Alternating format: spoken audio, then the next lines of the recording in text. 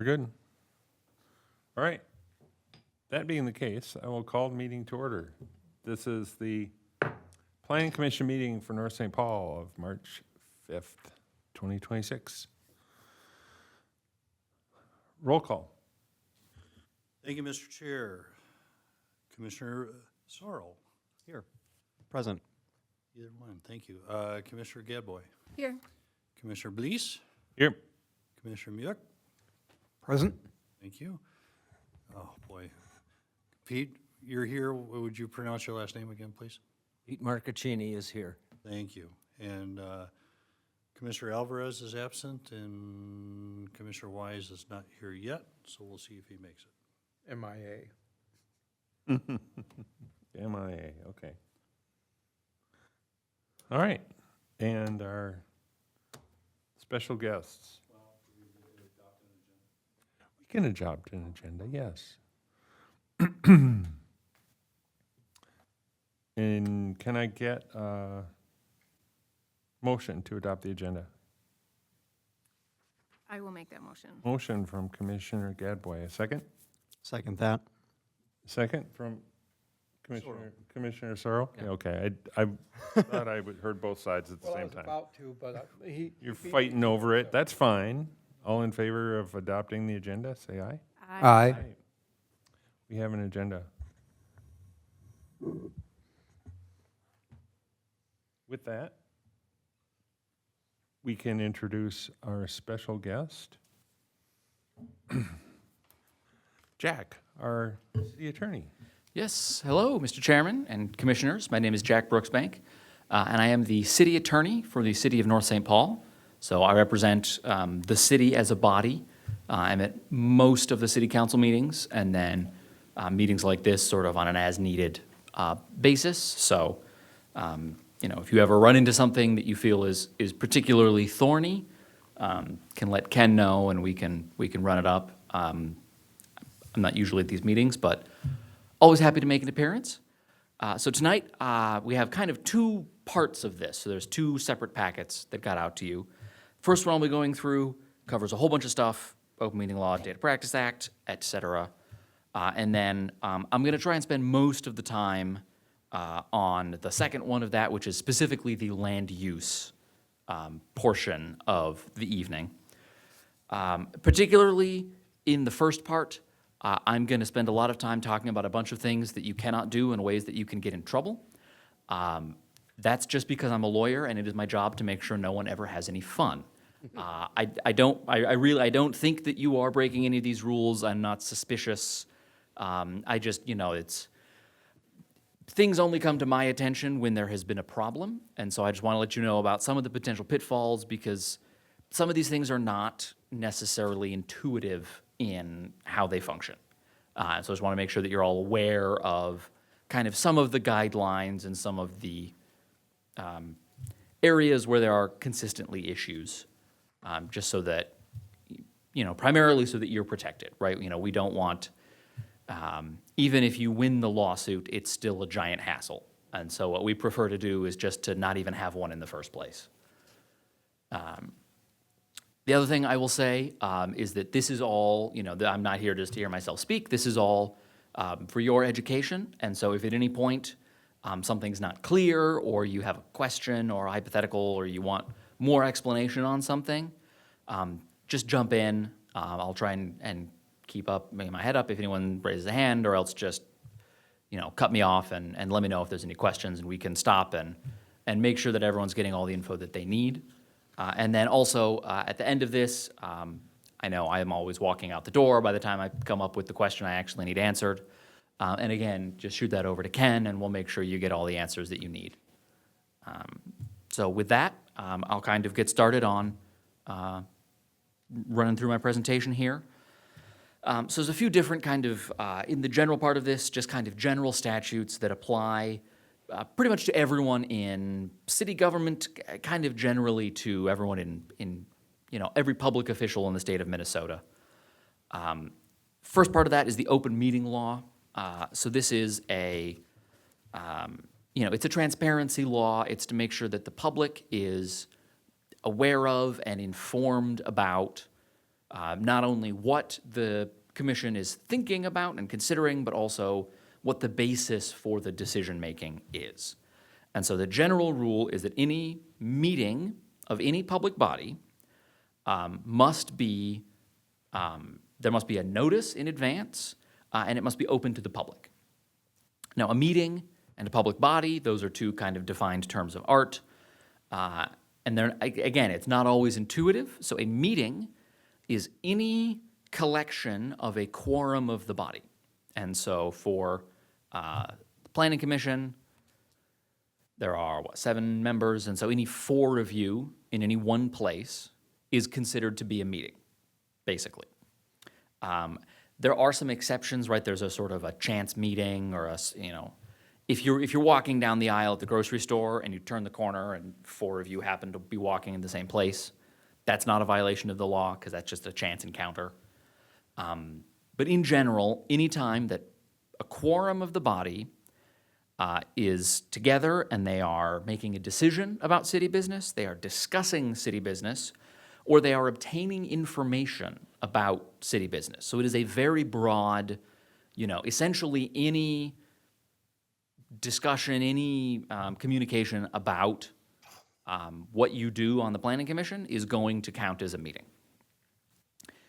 The other thing to be wary about is what's called a serial meeting or serial communication, which is if one person emails another person, emails another person, emails another person, even if there's only ever 2 people on any, there's a sender and a receiver of the email, and that's only 2 people, so that's not a quorum. But if you then forward that to someone and they forward that to someone, we're looking at the chain generally as to whether there's a quorum or not. And so just forwarding an email to someone could technically count as a meeting. And then, if you're just forwarding an email, you probably haven't sent a public notice about that. How do you define a quorum? So it can be defined different ways for the Planning Commission. It's more than 50% of the total members. So right now, there are a full 7 members. Sometimes, especially on like a Planning Commission, there might just not be a full number of members, and so that number can shift around. But in general, more than 50, it's the minimum number required to do business. So in your case, it's 4. Now, if 4 were to go to dinner together, does that constitute a quorum as long as city and planning business is not discussed? So, 2 things to say about that. Number 1, technically no. There is an exception if it is a purely social interaction. That does not count. Number 2, we then have the burden to prove that it is a purely social function and that there was no business whatsoever discussed. And so, again, like I mentioned, it's best not to have the lawsuit, even if we can eventually win the lawsuit. And so my recommendation is to just try and avoid that to the extent possible. So even for, say, special events where the planning commission may want to be on a float together, we better not have more than 3 members. It's 2 options. Either don't have more than 3 members, or, again, it's a very easy, you just email Ken at least 3 days in advance. Let's say 4 days, just to make sure that Ken has enough time to do everything. And then we just post a notice about it. And so that's usually what we do if the Planning Commission wants to have a float somewhere or attend a groundbreaking ceremony or something like that. The actual requirement, so if it is a meeting, kind of to move on here, the actual requirement is that we post a public notice about it. And for a special meeting, so this is a regular meeting, there's a schedule of regular meetings, you can look at that schedule for the rest of the year. So we just post that at the start of the year. For a special meeting, which is any other meeting, we just have to post written notice 3 days in advance. Thank you.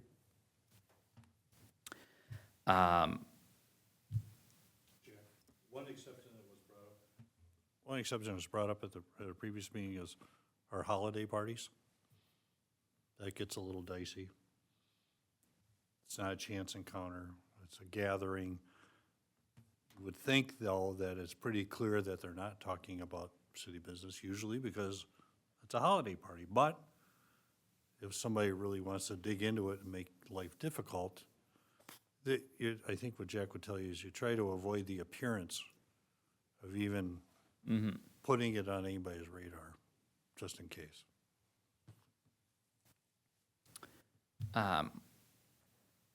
Yeah, and it's a good point. And again, that's sort of what all of these laws are designed for is, it's corruption or the appearance or possibility of corruption is what we're looking out for. And it can be annoying sometimes, I'm not going to sugarcoat that. But it's just kind of, that is just kind of what the legislature has decided is necessary for government power to be utilized in the best way. Other things that can count as meetings, any other electronic communications. Texting can constitute a meeting. 4 people leaving a comment on the same Facebook thread could technically constitute a meeting. And so, again, this is the lawyer's advice. This is the cautious advice. But my advice is always just to, try and keep it as official as possible. Go through the official channels. If you see that someone is making a Facebook post, even if it's wrong, I recommend just letting it ride. Or maybe one person can leave a comment that's just, you can come to a planning commission meeting to hear more about that. But I would not get into real discussion of city business. That also dovetails in with the next one I'm going to talk about, which is the Data Practices Act. Which I'll get to in a minute as to sort of some more of that. The preview is that if you are texting about city business on your personal phone, that those text messages become government data, which is discoverable by any member of the public who asks for it. And so it doesn't matter what device it's on or what account it's tied to. It's about what is your role and what is the purpose of the communication. Just kind of briefly running through, like I mentioned, notice requirements. Just post a notice. Generally speaking, anytime that there's a question of, but are we allowed to do this? Just post notice of it. It's pretty easy to do. The city's very good at doing it by now. So again, that's kind of my advice. Closed meetings, there are some times where it is possible to have a closed meeting or a private meeting. It has to be for one of a set list of purposes. You don't disclose what you're talking about in the closed meeting, but you do have to state specifically what the subject matter is that we're talking about. That is why we're going into a closed meeting. Generally, these are going to be more city council type things like labor negotiations or pending litigation. Sometimes I've seen planning commissions involved in one of the reasons is to determine the asking price of property purchased or sold. So if the city is buying or selling real property, that's something that the planning commission might be involved in. And we would, we'll kind of help you through that if that comes up. Generally, it's not common for the planning commission. Penalties, the one thing I just want to highlight about the penalties here is that if there's a finding of an intentional violation, which is that you're trying to get around the open meeting law, sort of skirt that knowingly, there can be a fine of up to $300 that the city is not allowed to pay for you. And so that would be, your own money that would be on the line there. So again, just play it safe. Anytime you have a question about it, there's no penalty for posting a notice if you don't have to. The only penalty is for if you don't post when you should have. Moving on briefly, Data Practices Act. Like I mentioned, this is about government data. Government data is determined by who is sending it and for what purpose. It is not determined by what account it is on, what device it is on, anything like that. So again, private text messages, private emails, photos on your phone if you were taking photos of official business, call records if you're calling people from your cell phone about official business. That's all public information, and the public can request that information at any point, and we have to go someone from the city has to go reach out and make sure that we have collected all of the information and that we are then disclosing that to whoever's making the request. Again, just the easiest answer to this is if someone reaches out to you and they say, hey, we've gotten a Data Practice Act request about everything related to, this subdivision or whatever. Do you have anything on your personal devices? And the easiest possible answer to that is you just say, no, I have literally nothing on my devices about that. And so I know, you all have a city email address. All of those emails are kept on the city's IT servers, and they're searchable by city IT department. So again, just keep everything there, and that's sort of the best repository for it. What happens sometimes, if you have a constituent who happens to know you outside of your work on the Planning Commission, you might get an email to a personal email address. If they are asking you a question about government business, that is government data. What I would recommend there is that if you see that come into your personal email address, just forward it to your official email address and then respond from the official email address. And then as long as everything is sort of being kept on your official email, then we don't have to come searching through your phone. I'll try and get through the rest of them pretty quick. Conflicts of interest. Again, for the most part, this is a fairly common sense definition. You cannot be making a decision on something that you also are financially involved in. Again, that is a very kind of broad definition. That can be you, that can be your family members. If it's a business that you are a partner in, even if it's not the part of the business that you are involved in. And again, there's ways around this, and in general, what that looks like is you just disclose that you have a conflict of interest, and then step back from the discussion of that particular item. Usually what we ask is that, so if someone is coming in and it's, a family member has a variance request in, at the meeting, you just say, I cannot participate in this because I have a conflict of interest. And then for the remainder of that business item, we just ask that you go sit in the audience. And then once that's all done, then you get allowed to come back up. The one important thing to keep in mind about this is that if you are not participating because of a conflict of interest, it basically, for quorum purposes, it basically works the same as a resignation. So if there are 7 people on the commission and 2 of them have a conflict of interest, you calculate what is a passing vote as if there were only 5 members, because there are 2 members who can't participate. It has to be a conflict of interest, it has to be can't participate. If it's just, I don't want to participate in this, or I'm not comfortable with this application or something like that, an abstain vote counts as a no vote unless you are conflicted out for some reason. Gift law, again, is largely self-explanatory. You are government officials. You cannot accept gifts from anyone who, interested person is the official language in the statute. It means anyone who is or who might be financially interested in a decision that you are making. And again, these definitions are intentionally written to be very broad. And so that's, generally speaking, unless it's one of the listed exceptions,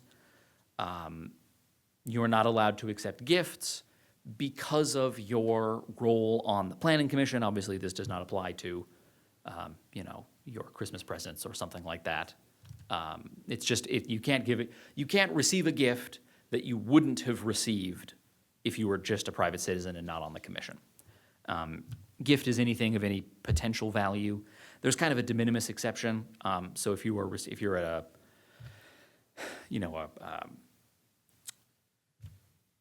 event, a professional event or something, and someone's handing out like pens and stress balls, you can accept a pen or a stress ball, but basically nothing more valuable than I think we usually say about $5. And that does include food. So if anyone says, hey, can I buy you dinner so you can listen to my proposal? food counts as a gift, and so the answer that you have to say is, I'm afraid you can't do that. But Jack, on that, could they buy their own dinner? Uh, Or does that get dicey because now you're meeting with someone outside of the planning commission? Yeah, I mean, other general kind of ethical principles applying, you never want to be in a position where someone's trying to kind of recruit you to be an advocate for them. And so I generally, again, my advice would be, if someone says, hey, can I take you on a tour, or can we talk about this plan over dinner? My recommendation is always that you say, no, we should hear this as a commission. That said, it's not necessarily illegal as long as there is, very clearly, no quid pro quo, there's no gifts involved. Again, just the caution there is that if someone sees a member of the planning commission out to dinner with a developer, it might be totally innocent. But if someone is suspicious of that, it can be difficult to prove that it was totally innocent. And so that's where we start to run into, it's not about what happened, it's about what you can prove happened. And so again, just really trying to be, cautious, play it safe. The whole appearance of something or nothing. Yes. Briefly, Robert's Rules of Order, there's some things written there. That's just kind of general principles of how to run a meeting. In general, as long as the meeting is running fairly and smoothly, I don't think there's a real problem with, if you're not strictly following Robert's Rules of Order. My general observation is that if people are fighting about Robert's Rules of Order, no, they aren't. There's something else going on. But just in general, the idea is just make sure that everyone can be heard, make sure that everything is recorded. There are certain things that must be, there must be a recorded vote of what's going on. And so that's, generally speaking, anytime the city is spending money, which is not necessarily a problem for the planning commission because you aren't generally in the position where you are spending money. But things like, coming to an official recommendation on, do we recommend a variance is approved or denied? Do we recommend a subdivision is approved or denied? Just making sure that there is, if somebody wanted to figure out, on this variance, how did Pete vote? There has to be some record of that. Generally speaking, if it's just, there's a list of who's present, and then we say passes by unanimous vote, we trust that people can figure that out. I do have a question on the gift law because of my position. I work for MnDOT. So I am often at conferences and conventions where they may have drawings for business cards. So, if I win something that's, $50 gift card or something like that from somebody that could possibly be a contractor with the city at some point in the future, does that run afoul of the gift law? If it's a drawing that's open to everybody at the conference. Yeah, not necessarily. So again, the rule is usually, are you receiving this gift because of your position with the city? So if you're there as a MnDOT employee already, we're kind of taking a step back on that. And then if it's a drawing that's open to everyone, it's not really a gift, right? That's something that presumably you paid an entrance fee. And so it's sort of a, that's just kind of part of what you got with your entrance fee as an entrance into that drawing. And so it's not something that is necessarily being handed to you specifically. Right, thank you. Want to touch a little briefly just kind of on kind of the structure of North St. Paul's governance. North St. Paul as a city is a council manager plan. there's two kind of ways that cities are organized. Cities either have a city manager or a city administrator. So like I mentioned, North St. Paul has a city manager. Basically, a manager is kind of like the CEO of the city, right? They are directly responsible for kind of all of the day-to-day, any spending money that is less than $20,000, hiring, firing, managing employees, the kind of day-to-day business operations goes through the manager. In an administrator system, usually the council is much more involved in things. Again, it's not something that comes up a whole lot for the planning commission, but just it's something to be aware of. You may hear about, if you're talking with someone at another city and they're talking about, oh, well, the city council is much more involved in, sort of day-to-day things. It's not necessarily, they're not necessarily doing it wrong. We're not necessarily doing it wrong. That's just kind of how North St. Paul has been organized. So, absolute whistle-stop tour on all of those issues. Jack, can I add in one thing? Yes. All of what he has talked about so far and going to talk about with land use and zoning, all those powers and authorities are granted by the state through state statutes, state laws, handed down to the municipalities and local governments, cities and counties and townships to do these things. So we as a city, we're not making this stuff up. We have to follow the state law. There's occasionally federal law that comes into place, but most all of this is coming down from the state. And I guess just another point to be made there about some of this stuff is you might be reading through, the packet, if you have a question, you go back and read through it and you go, this makes no sense. Why is this the rule? And unfortunately, the best answer I can give you is because it is the rule. Sometimes we have kind of a higher level, like here's the logic behind the rule. Oftentimes it is literally just the statute says we can do this, the statute says we can't do that. So there's a lot of restrictions on how cities spend their money. One of the things we are allowed to do is we can put on free music concerts, only if it's free. Why can't we do it if we charge money for it? Why can't it be entertainment other than music?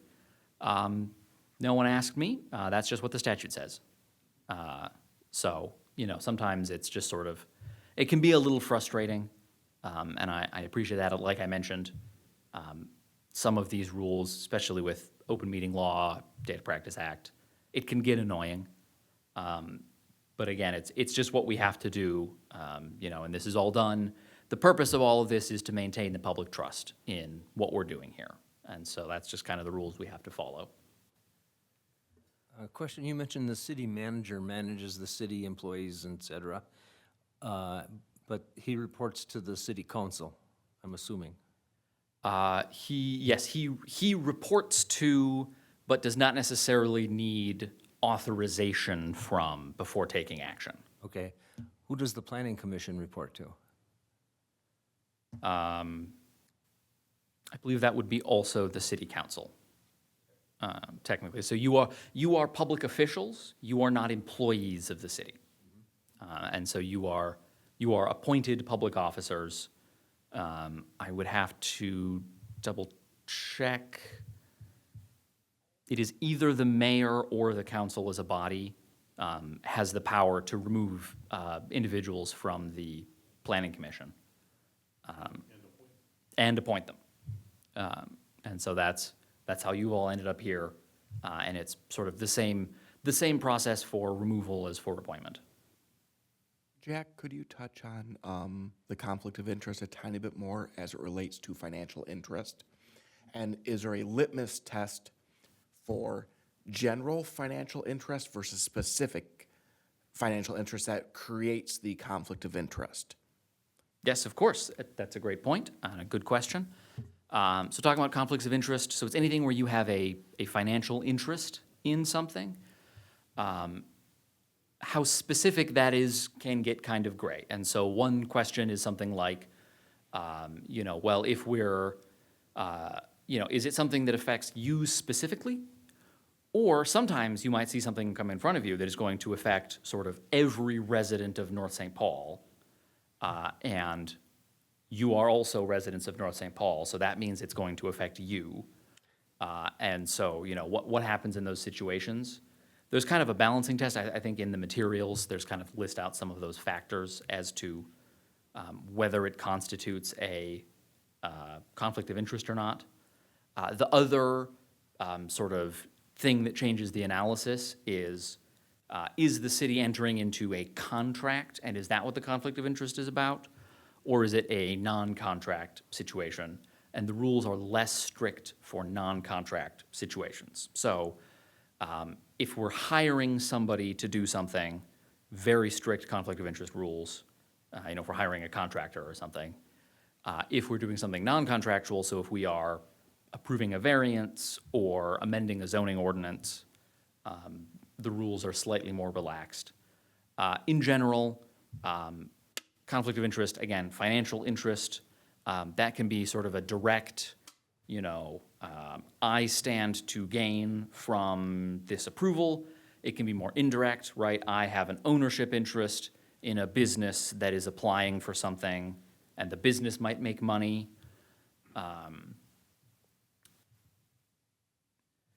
Again, it can be a little wishy-washy and individual circumstances specific, but could be an employment relationship, could be an ownership interest, could be a family interest. It goes pretty broadly. Is that kind of what you were getting at? Yep, very, very much so, thank you.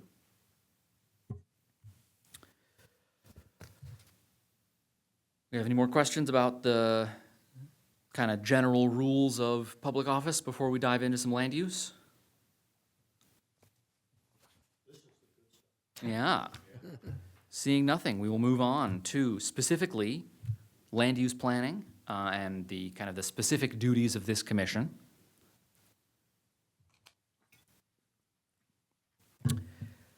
First page here is kind of primarily some of the high-level legal authorities, right? So the city has the responsibility and also the authority to make kind of high-level plans for how it sees the development of the land within its boundaries taking place.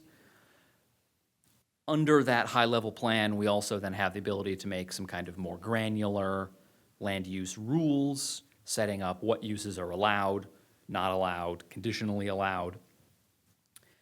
And in general, the overall goal is to kind of try and harmonize everything. We want everything to be consistent.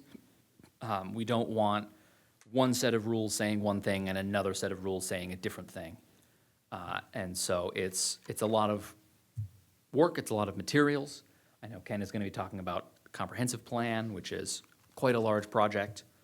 But that's kind of the overall motivation for what is happening in land use planning. And it's ultimately, you know, really boiling it down to, it's trying to prevent uses that will be harmful to neighboring properties, essentially. So, you know, we want there to be stores, we want there to be, you know, more commercial or industrial uses, we want people to have places to live. We don't necessarily want all three of those things on the same block. You know, if there's some kind of an industrial business that is loud or smelly, or has something that might generate some kind of a health risk, it's giving off a lot of fumes or dust, we don't necessarily want people living there. And so that's kind of that's the overall goal of what we're trying to prevent, is to just keep everything, you know, in a location where it can do the most good and the least bad. Overall, kind of your role as the Planning Commission, there's a few different kind of main things. So Planning Commission, way back in the day, did the first preparation review proposal for a comprehensive high-level plan. That has been adopted. But there is also a periodic review that the Planning Commission goes through to make sure that it's all updated. Again, kind of the comprehensive plan, that's the really high-level kind of conceptual document of, you know, we want there to be kind of a concentrated downtown area surrounded by higher density, you know, sort of retail businesses and higher density living. Then we want there to be some areas where it gets into a less dense business, and then we want to put some, larger commerce or industrial businesses and, kind of chunk out the city like that, but kind of from a very 30,000-foot view of what's going on. But there's still a lot of factors that have to be considered as part of the comprehensive plan. And so that's why we go through and every few years, which I'm sure Ken will get into the process much more specifically, so I won't make everyone sit through it twice. But so there's a periodic review of that. Also, the Planning Commission, the primary responsibility of the Planning Commission is to review land use applications and provide a recommendation to the City Council. So that's going to be things like variances, conditional use permits, zoning amendments, which can come up because of something that the commission notices, or because it's something that has been proposed or submitted or requested by a property owner. And so your job is to sort of, take in all of the information, hear from potentially interested parties, consider the issue really deeply, and then come to a recommendation on, do you think this is a good idea or not? Although generally for all of those things, it then goes to the City Council. They are not necessarily bound by your recommendation. But having worked with the City Council for a decent number of years now, they do really respect it, right? They do listen, and they know that you are kind of the land use experts. And so it is really helpful for them to have the Planning Commission doing kind of that first level of review. Anytime that the city buys real property, I mentioned that that's one of the potential reasons to have a private meeting. It's also, generally speaking, something that requires Planning Commission input if the city is going to buy property. Sometimes there's a way that the City Council can make a 2/3 vote to say that this actually doesn't have a planning impact.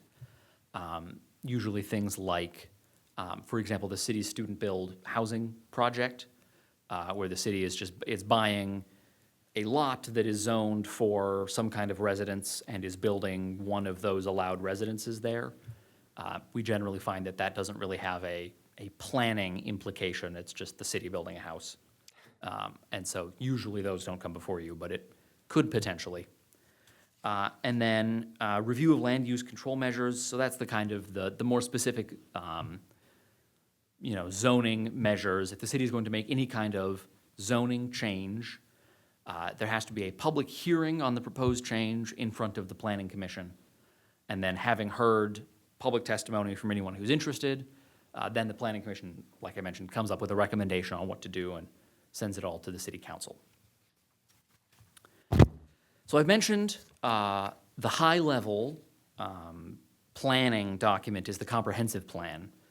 The more granular sort of day-to-day requirements all come in the form of zoning. And that's probably the number one biggest thing that the commission works with is the city's zoning rules. Zoning is just kind of the catch-all word for the city code, city ordinances regulating the use of land kind of into different districts. There's a lot of statutes that go into this, but you generally start things like the location, any kind of setbacks from property lines, the density of, the number of units of housing, percentage of, how much of a lot can be occupied, what are the access requirements, right? What are the parking requirements? And then, those sorts of things. Again, like I mentioned, we're trying to make sure that there's not a factory next to a house if those two things are going to cause problems with each other. And so that's, kind of the broad category. We have a lot of, it's a whole chapter of the city code just goes into zoning and land use. So there's a lot of rules, and these get quite, particular. They're usually, they're construed sort of against the city. So if there's any ambiguity in how they're written, that goes in favor of the property owner because we don't want to be overly burdensome. And the other thing about the zoning ordinances is that they actually have, unlike the comprehensive plan, which is a high-level sort of planning and directional document, the zoning ordinances have a direct effect. Now, there are laws that say that the zoning ordinances have to be consistent with the comprehensive plan. But the comprehensive, if someone alleges that they're not, we do go with whatever the zoning ordinances say. And so sometimes, we will have a zoning ordinance that says, in this district, only, single-family housing. And someone wants to build an apartment building, and they might say, well, actually, your comprehensive plan says I should be allowed to do this. And it doesn't matter. The actual rules of the day-to-day, what you can build on your property, are found in zoning. So that's kind of the primary rules that you will be working with as the Planning Commission, are all the zoning rules. The main way that the city deals with zoning is by setting districts. So we have a zoning map, and then we have different designations of, this is the downtown business district, and then we have residential districts and commercial districts. And you can go look at a map and you can figure out, what a particular parcel has been zoned for.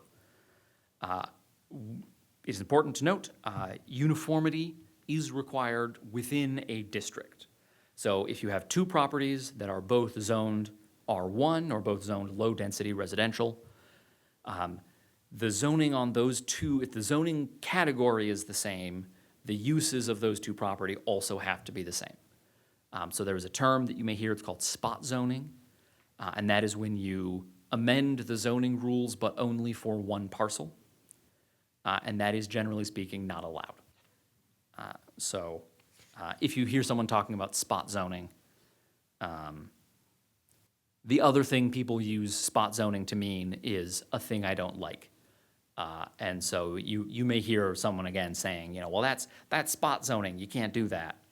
And it may or may not be, it's, people have very strong opinions about land use. And so oftentimes you will get people who are maybe more enthusiastic than informed. So it's always important, but sometimes they're onto something, right? I don't want to be too dismissive of public concern. Obviously it's something we have to take seriously. Procedurally, like I mentioned, this is kind of mostly where this commission is going to live. So you have the power to do sort of plans or studies. That can be as simple as asking staff to get you some information. That can be a more formalized process where we, designate a subcommittee of the Planning Commission and say, okay, we're going to send, you two or you three, and you're going to report back in 3 months with some kind of a, report on whatever thing we're considering. Can be very formal, can be not at all formal. And then there's a public hearing. And so that is, generally speaking, the city will send a notice of a public hearing, we'll mail something to, usually it's everyone within 350 feet of where the change is going to be taking effect. And then at, a meeting like this, it will be on the agenda, and there will be an opportunity for everyone to come say their piece. Mr. Chairman, you have a 3-minute timer sitting in front of you. We generally, somewhere it's the display face is sitting to me here. Yeah. And so usually we ask people to try and keep their comments to 3 minutes or less. We find that usually more than 3 minutes, and we tend to hear a lot of the same thing. I just try and keep it moving, but it's an opportunity for anyone who has an opinion about a proposed zoning change to come speak their mind to the Planning Commission, to propose why something is a good idea or is a bad idea. Following the public hearing, so the document, the proposed zoning ordinance is something that will be sort of drafted and written and published on the city's website in advance of the hearing so that everyone knows exactly, what they're commenting on. But that isn't necessarily the final version. So there can be further revisions after the public hearing. Someone raises some comments and has a good point about it. that's something that we can take into effect. There's kind of a fuzzy line here of, we can make revisions, but we can't, make it a new ordinance, but without having to go through another public hearing. And, where's the line between a significant revision and making it something new? Usually it's something to think about. It's not usually something that happens. Usually it's pretty clear if it's, we need to make a couple little tweaks or fix some typos. Or sometimes you get it done with a public hearing and you go, oh, wow, that really is not going to work the way that we'd written it. And at that point, usually we kind of go back to the first steps. After the public hearing and any potential revisions, Planning Commission takes a vote on things. Whatever you vote on becomes the recommendation of the Planning Commission. That goes on to the City Council. If the City Council adopts it, then it doesn't go effective until it has been sort of officially published. But then it becomes part of the city code. Jack, can I add one thing there? Yes. One thing for any recommendation the planning commission makes, pro or con on whatever the topic is, city council is not bound to follow that recommendation. They can approve it or not approve it, or if it's an ordinance, there's ordinance language that maybe the commission and I have worked out, gets the city council, or Jack looks at it another time, they can maybe send it back, or they might make some amendments right at their meeting. So it's not over until the council really says it's over.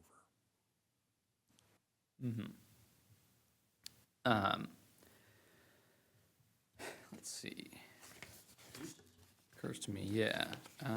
Uses, I just want to make sure. Okay. So I do talk about it later on in the packet here, but you'll sometimes hear people talk about the 60-day rule or statutes 15.99, which is just the statute that the 60-day rule comes from. And so I mentioned there's all of this process about we have to publish the proposed ordinance, and then we have to have a public hearing, and then we have to send a recommendation on to council, and then council, we might make some changes, and then council might make some changes, and then we have to, make a final decision and publish it. And on some of the things that will come before this commission, there is a deadline on it.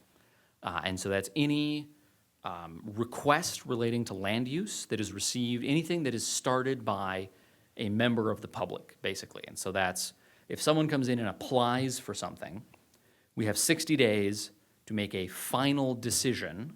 So again, you make a recommendation, so that isn't the final decision. So we have to go all the way through to council and have a final vote on it within 60 days of them submitting the application. And the penalty, if we don't get back to them within 60 days, is that whatever they are asking for is automatically approved. So it has to be a complete application. So there's an initial review by staff to make sure, okay, is this, we require these 4 things to make an application. Have they submitted everything that they need to have?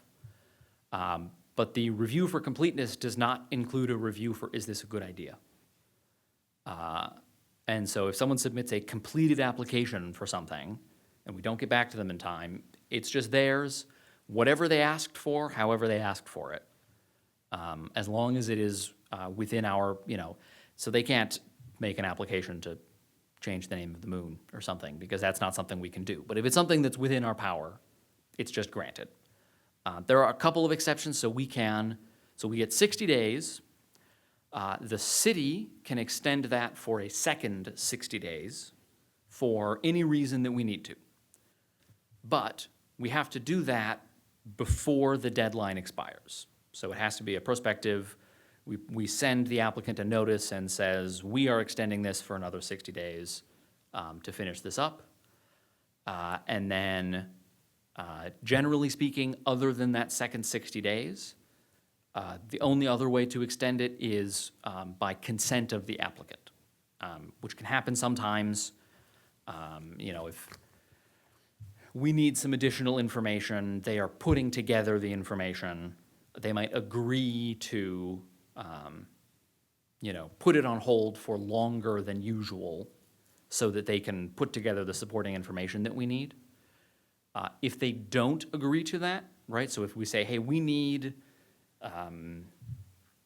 you know, a traffic study before we think this is safe to approve, and they don't give us the traffic study, we can't just say, well, we know you're working on it, so get it to us when you need to. What we have to do is we have to take a final vote and deny it and say, if you want to apply again, give us a traffic study then. And so that's why sometimes the applicant will agree to an extension. It's something to keep in mind, you know, not often, but sometimes we do get developers who will try and kind of play a game with that, where you're like, hey, we need a traffic study for your application, and that's like, yeah, we're working on it. And you'll say, hey, will you agree to an extension of the 60-day rule?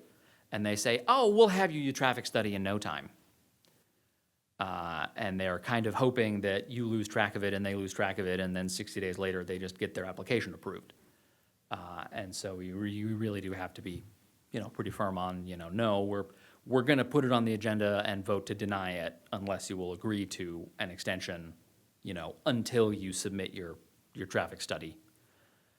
There are some rare exceptions to this. Generally speaking, the rare exceptions are if there is some other government body that has to make a decision, we can hold on to our application until we get whatever that other application is. This happens sometimes with like wetland rules, where we literally cannot approve something until the DNR says it's good to go. And so then we can say, well, you know, we get, you know, 60 days after the DNR makes its decision, whenever that might be. It's not for everything, but that's usually about the only time that happens. And staff is really good about keeping track of these deadlines. I just kind of want everyone to be aware of, you may get something that sort of seems a little half-baked and sort of like, well, why, you know, it seems like we need a lot more information on this. Can we send it back and get more information? And sometimes the answer is no, we don't have time. And so they just have to vote on it on the information that you have in front of you. Another example where the 60 days gets put on hold is if for larger projects when there's an environmental review, an EAW or an EIS. All the environmental reviews have to be done, signed off, completed before that 60-day clock starts. And in my past practices, most applicants don't even bother making the application to the city until they've completed all that, because they know we're not gonna be able to do anything with it anyways. What about conditional approvals? Approval is an approval. Yeah. Because I know that we sometimes at MnDOT have to exceed the 30-day rule for MnDOT, and a lot of times the cities will issue a conditional approval saying that the project is approved based on MnDOT approving it. But if we were to turn it down, then the city would not approve it. So it sounds like a lot of cities are doing something they're not supposed to be doing. Well, the city is taking an action. It's a condition, just like we might require a revised site plan or a revised landscaping plan or a different color palette. It's just another condition. If they don't check that box, that's too bad for them.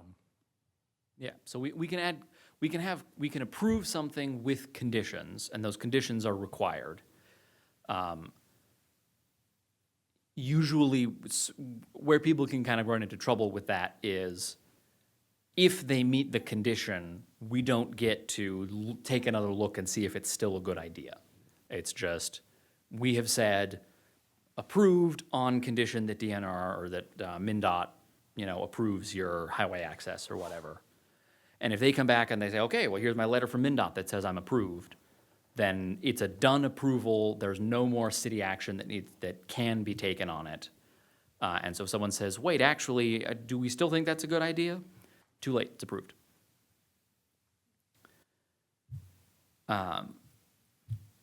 So kind of getting back from the timing thing, we have the different kinds of uses. So permitted, accessory, and conditional uses are kind of the big three categories. So a use is what use is a property being put to. It's sort of the category of activity. And so, it's a little bigger, so we don't have, we have residential is a category of use. We don't necessarily have like gardening or swing set for the kids that's just part of being a residential use. And so it's sort of at that level. Generally speaking, a permitted use is something that is permitted without any further action from the city. So if the city says, you can build this is single-family residential, and you want to build a single-family home on that lot, there might be some applications related to, utility connections and things, but you don't have to go to the city and say, hey, city, can I please build this building here? It's already been approved, you just kind of get to start doing that. As far as zoning goes, you might still need a building permit, Yeah. yeah. So, in that scenario, the application to build a house does not come to the planning commission because it's a permitted use. It still needs a building permit, as part of that, we do a zoning review and check setbacks, check the amount of impervious and those kind of things. So it does get reviewed by the planning department, but not as a use, but just as the details to make sure it fits and meets all our city standards that are outlined in the code.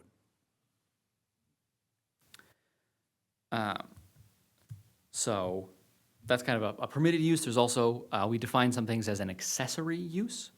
So an accessory use is something that is, builds on to an underlying principal use that is allowed as part of the overall use of the property, but that cannot stand on its own.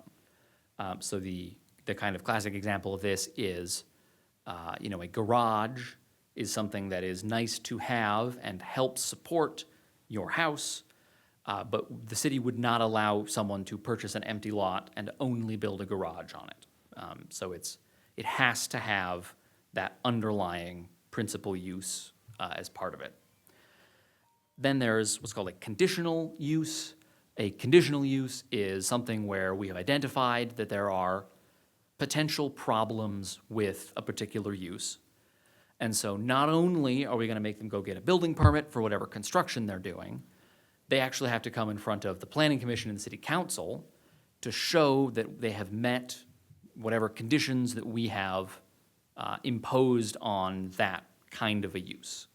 And we'll go through kind of how that works more. But generally speaking, they need to get a conditional use permit in order to sort of make that use work. There are also things called interim uses. So the main thing about a conditional use is that it is not and cannot be time limited. So a conditional use is, once approved, it is permanent, and it actually, it goes with the land, is the legal use, legal term, which means if you approve a conditional use for a piece of property, and then the owner of that property sells it to someone, they are also selling their conditional use permit. And that doesn't expire, and it doesn't go away. So if you have a conditional use permit for a gas station and you sell it to another person, they also have the right to continue operating the gas station, and they don't have to come back and talk to the city about it. An interim use is sort of like a conditional use. It is a use that has to be approved. You can't just, it's not like a permitted use where you can just start it. You do have to come and get some kind of an approval.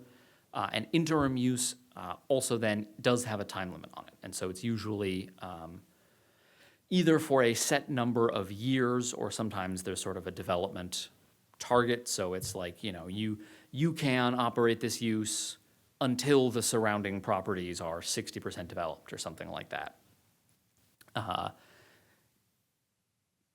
We sometimes say that, and members of the planning commission go, well, why don't we just make everything an interim use? And then, it's just like a conditional use, but they have to keep coming back, and then we can make sure that they're, playing nice. And there really are some restrictions on what we are allowed to call an interim use.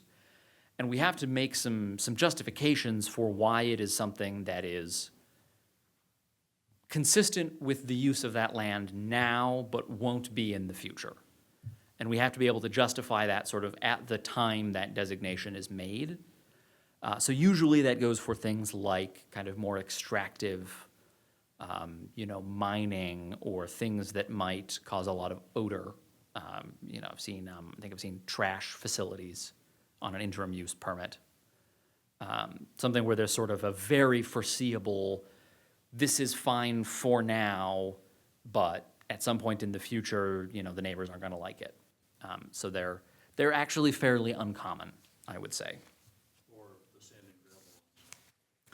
Or sand and gravel runs out, or something like that. So I'll go through conditional use permit. The way that an interim use permit operates is pretty much the same thing. So I'll just kind of run through this for a conditional use permit.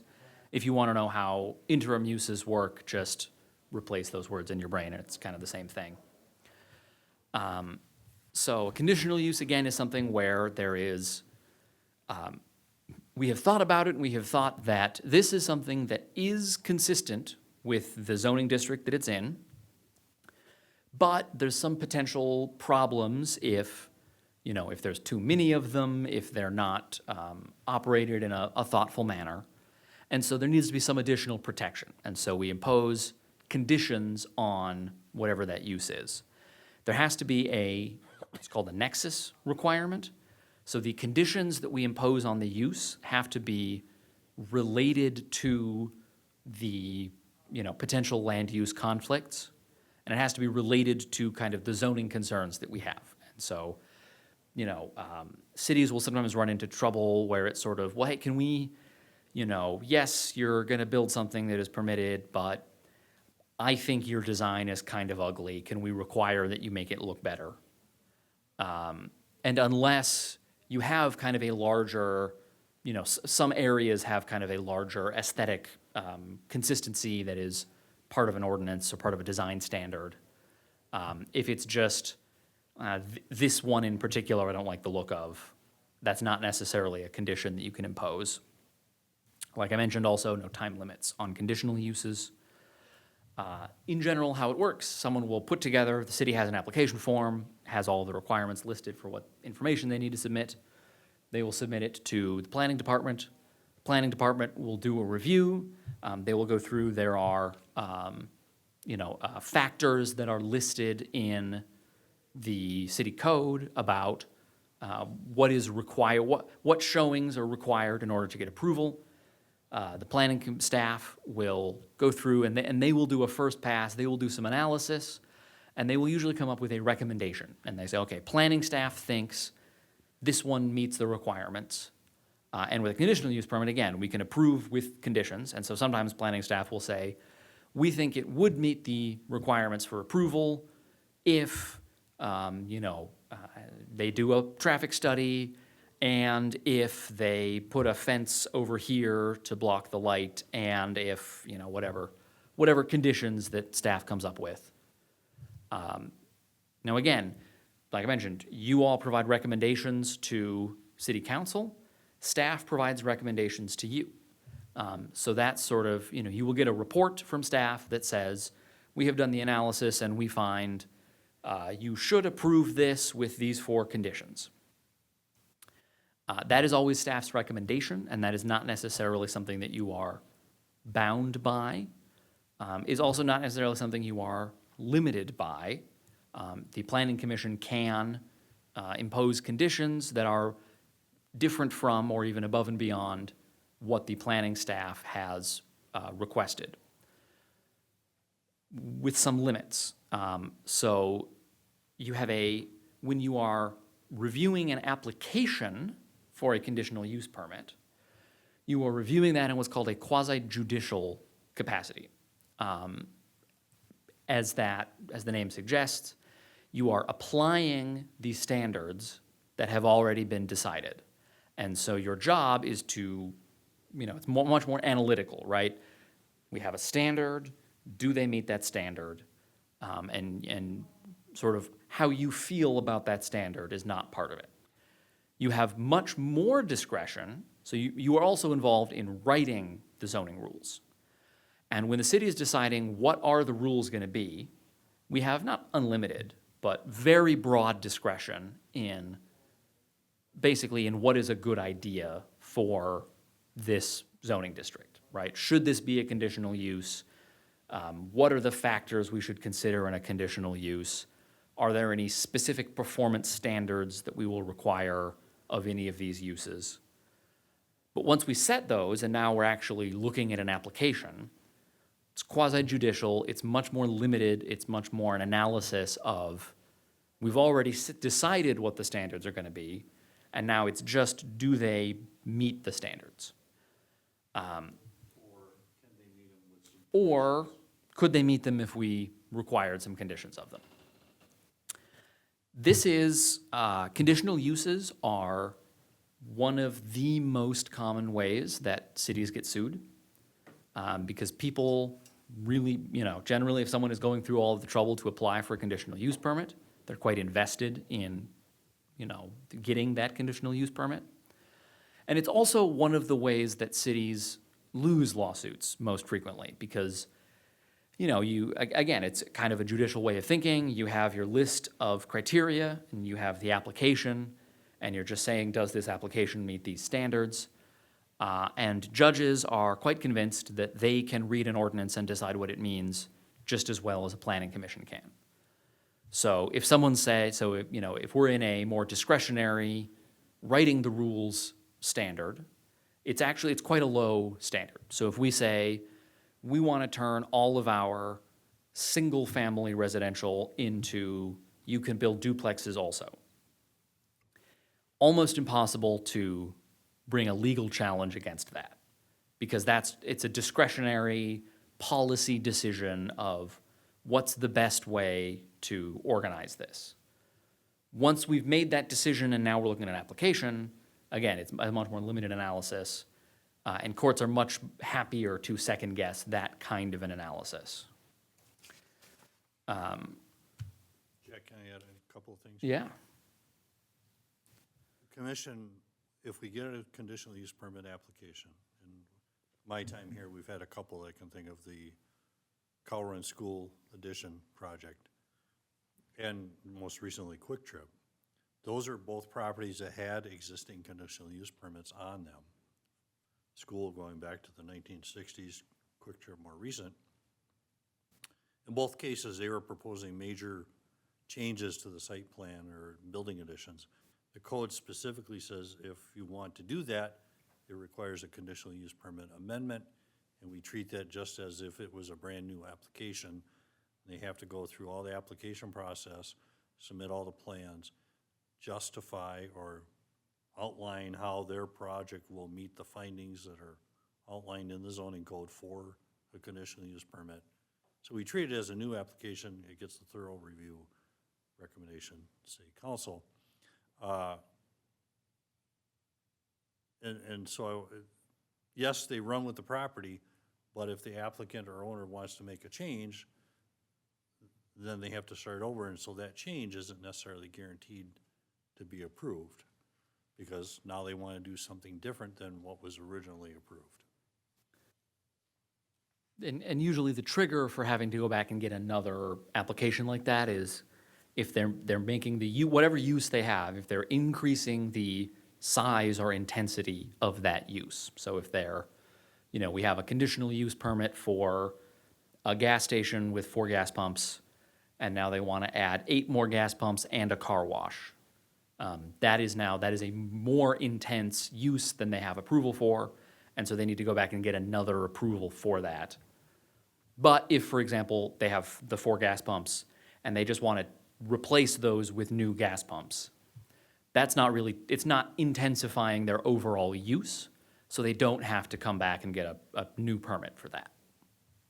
One other thing too, when we put our staff reports together, and I hope the commissioners that have been on the commission for a while, when we do the analysis and put the report together, we include those findings that are outlined in the code, and then we, as staff, will say, yes, this does meet this finding, or no, it doesn't, or it will with this condition, that kind of thing.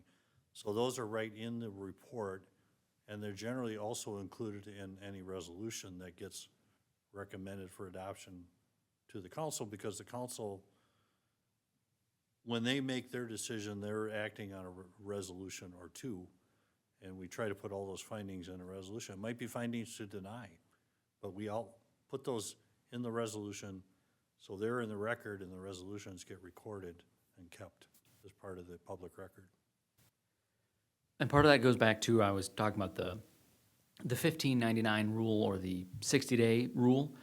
Part of that is, that rule applies, so we have 60 days to give them a denial and the reason for a denial, or they get approved. And so if the city just says, no, we don't like you, if we don't give them a reason for the denial, then that doesn't quite count and they potentially get an automatic approval. So we always make sure we want to be explaining ourselves in terms of, if we're looking at some criteria, specifically what criteria are we looking at that is or is not is or is not satisfied. Now, the other thing, I guess, to keep in mind is that, so we have a big list of criteria for what the applicant has to show. The applicant has the burden of proof. So if there is anything where, we don't have to prove that they will be dangerous, they have to prove that they will be safe. And so it is a valid reason to deny, is to say, you haven't proven that you can meet this criteria. And we don't necessarily have to say, like, well, we think, we have proven that you won't, right? It's on them. And so if you just don't have information that you need to show something, that is potentially a reason to deny the application. So as conditional use purposes, the other probably thing you will deal with most often is variances. So variances are a way, so again, in the zoning rules, we set sort of a lot of criteria on how a property can be used, sort of what are the standards for any given use on a piece of property. And a variance is basically a permission from the city to change or to depart from some specified number of those criteria. So there's kind of some legal history. If anyone who isn't a lawyer cares, I won't be wounded if you don't. Basically, the standard is the applicant has to show that there will be practical difficulties in making reasonable use of their property unless they get a variance. So it's not just, I would like to build a bigger house. That's not a good enough reason to depart from the variance. But there are times where sort of the specific layout of a lot causes some particular kind of hardship. And so sometimes, we'll get, weird-shaped lots where you're on a corner, and so, they're very narrow, or, you bought a house that was built under previous standards, and you're hoping to, do a rebuild, but you want to use the same foundation, but the standards changed after the previous house was constructed or something like that. Again, we have, what do we have here, 12 different factors. Those come from the Minnesota Supreme Court. Those are also found within the city code. But just kind of, it's a lot of kind of big things to consider. In general, the main rules are cost alone does not qualify as practical difficulties. So if someone just says, well, it's more expensive to comply with the rules, that isn't good enough.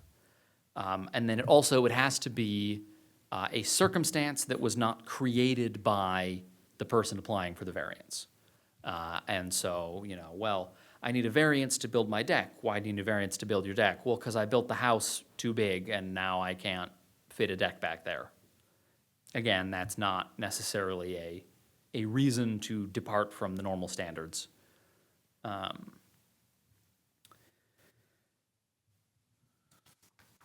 In general, it also has to be the kind of use that is allowed within a general area. So it has to be kind of in harmony with the overall uses. And you cannot grant what's called a use variance. So you cannot, if there is a type of use that is not allowed, you cannot grant a variance to allow that within a particular area. The one exception is that you are allowed to grant a variance to use a single-family home temporarily as a two-family home. Like I mentioned earlier, why is that the rule? It doesn't matter, that is the rule. I don't know, I've not talked to anyone who knows why that is a specific exemption, but it's right there in the statute. So, that it is. Other than that, so if someone says, well, I want to, I have a residential neighborhood, I want a variance to build a corner store, right? Well, our corner store is allowed. No, well then, no, we can't give that to you, because that's a use variance. It has to be sort of a performance standard, and so most often it's going to be setbacks. That's probably the main thing that we get variance requests for. Secondary usually is probably fencing. We just had one somewhat recently where there were headlights and other lights from a business that were shining into a home, and so they requested a variance to build a fence that is taller than ordinarily they would be allowed to. So that's the kind of things that are going to be dealt with through a variance.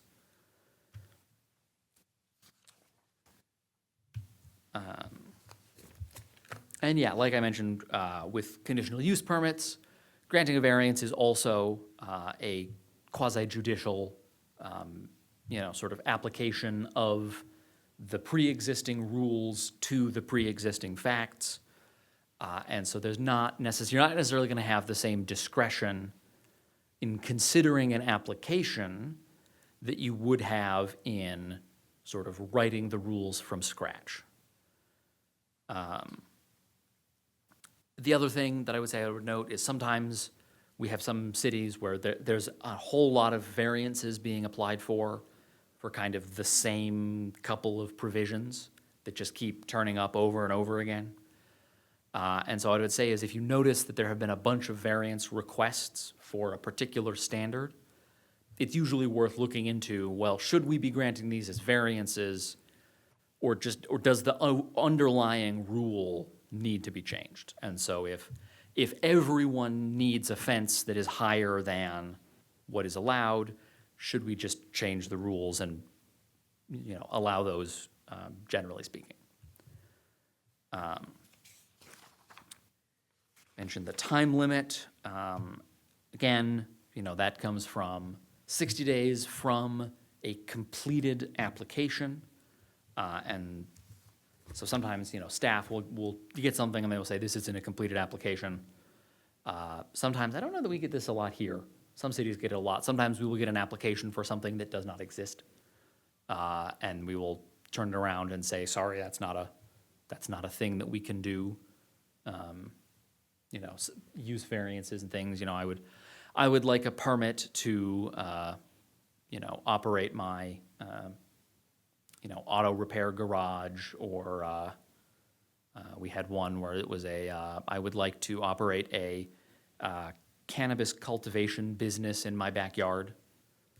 And we said we actually don't have a permit that would allow that. And so that just gets rejected as, that's not a thing that exists. Generally speaking, those will not make it as far as the commission. That gets handled at the staff level. A couple last things here. So we do have, like I mentioned, public hearings. Talked about those a few times throughout the night. You have some kind of general considerations for sort of how to manage, how to run a public hearing. In general, the overall legal standard that we're trying to give is we're trying to give people due process. We want people to be able to participate. Generally speaking, what is required is notice and an opportunity to be heard.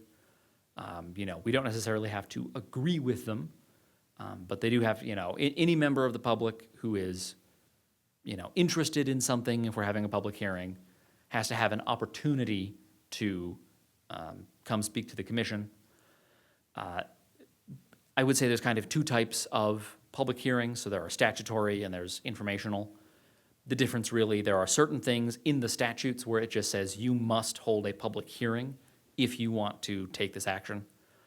If you want to change the zoning ordinances, the planning commission must have a public hearing. And so that's just sort of a requirement. But that is a floor, that is not a ceiling. And so if you ever have something that doesn't necessarily require a public hearing, but is something that lots of people are going to have strong opinions about, or that you're aware that a lot of people have strong opinions about, you can always have a public hearing anyway, even if it is not required. Just keep in mind that it will be, it's a little more work for staff, and it will make the meeting run a little bit later, because everyone has to take the time, but yeah.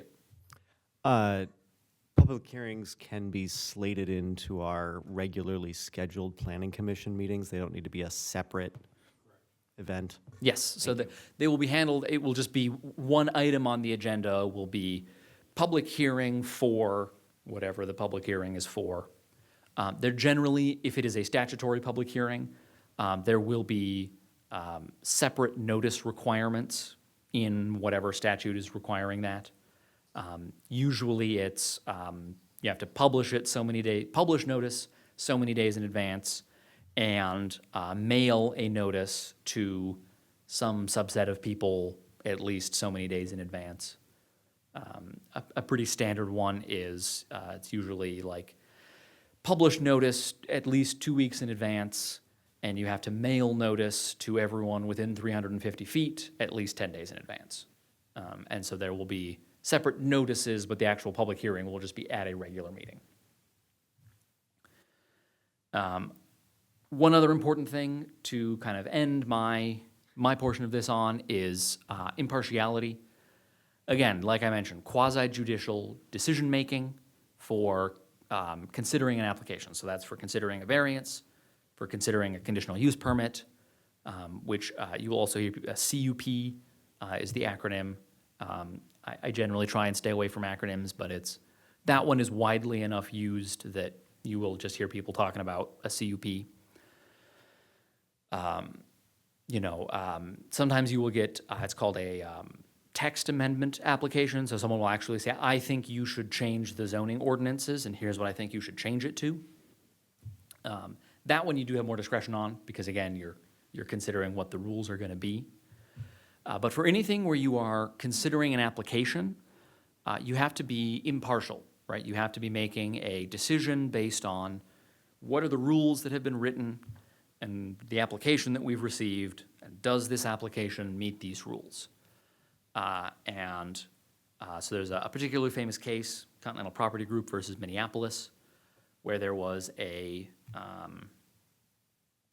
council member who I believe also was sort of one of the council liaisons to the Planning Commission, who took a real interest in sort of spearheading the opposition to a development. Took a lot of, again, I'm a lawyer, I'm here to tell everyone not to have any fun, but took a lot of ill-advised actions. Was meeting with groups that were opposed to the development, was sending emails to people to try and convince them to be opposed to the amendment, was talking with other city council members and other city officials to try and, talk them into opposing this development more. And then, appears to have been at least partially effective, because the city did then vote to deny the application, which then went to a court and was then overturned because one of the decision makers was so invested in denying this application that it had sort of tainted the entire process. And so, it can be tricky, it can be inconvenient. I know you are all, you're all residents, you're all citizens of the city. You all have your opinions about things that are going on. Sometimes there are developments that are sort of big news, that have, people have strong opinions one way or the other, or usually both. And it can be really hard not to sort of engage in some of those, those conversations about, is this gonna be a great new development that's gonna bring in a lot of jobs and lower the cost of housing, or is this some greedy developer who's gonna, do everything super cheap and stiff everyone and, kick puppies while they do it? But again, you as the decision makers, as public officials, you have a, kind of a duty to fairly consider any application that goes in front of you. And so, again, it can be uncomfortable, but usually the stock response to anything is, well, as a member of the Planning Commission, I can say that we will fully consider any concerns at our meeting where we're talking about this project. And people will want, a much more definite, okay, but you also think this is a bad idea, right? And again, I would just urge you not to engage. And if they're really being pushy, you can tell them about something like Continental Properties, and you can say, look, if you're pushing me too hard on this, if I'm engaging too much in this, you could end up causing the opposite result. We had another situation where there was an application for, it was for a church that wanted to come in and build on a parcel. And someone came up to the microphone at the public hearing at a planning commission meeting and said, I don't think we should approve this church because I disagree with this church's politics. And I think they're not a good fit for our city. And I cannot think of a single other thing that makes it more likely that the city is going to approve that development than saying something like that. Because, just because someone mouths off in the audience does not mean that you are necessarily constrained. But that's kind of the kind of the analysis. And so, if someone's really opposed to something and really will not let it drop, you can just say, like, look, if I talk to you about this, somebody could use it to overturn the decision that you want.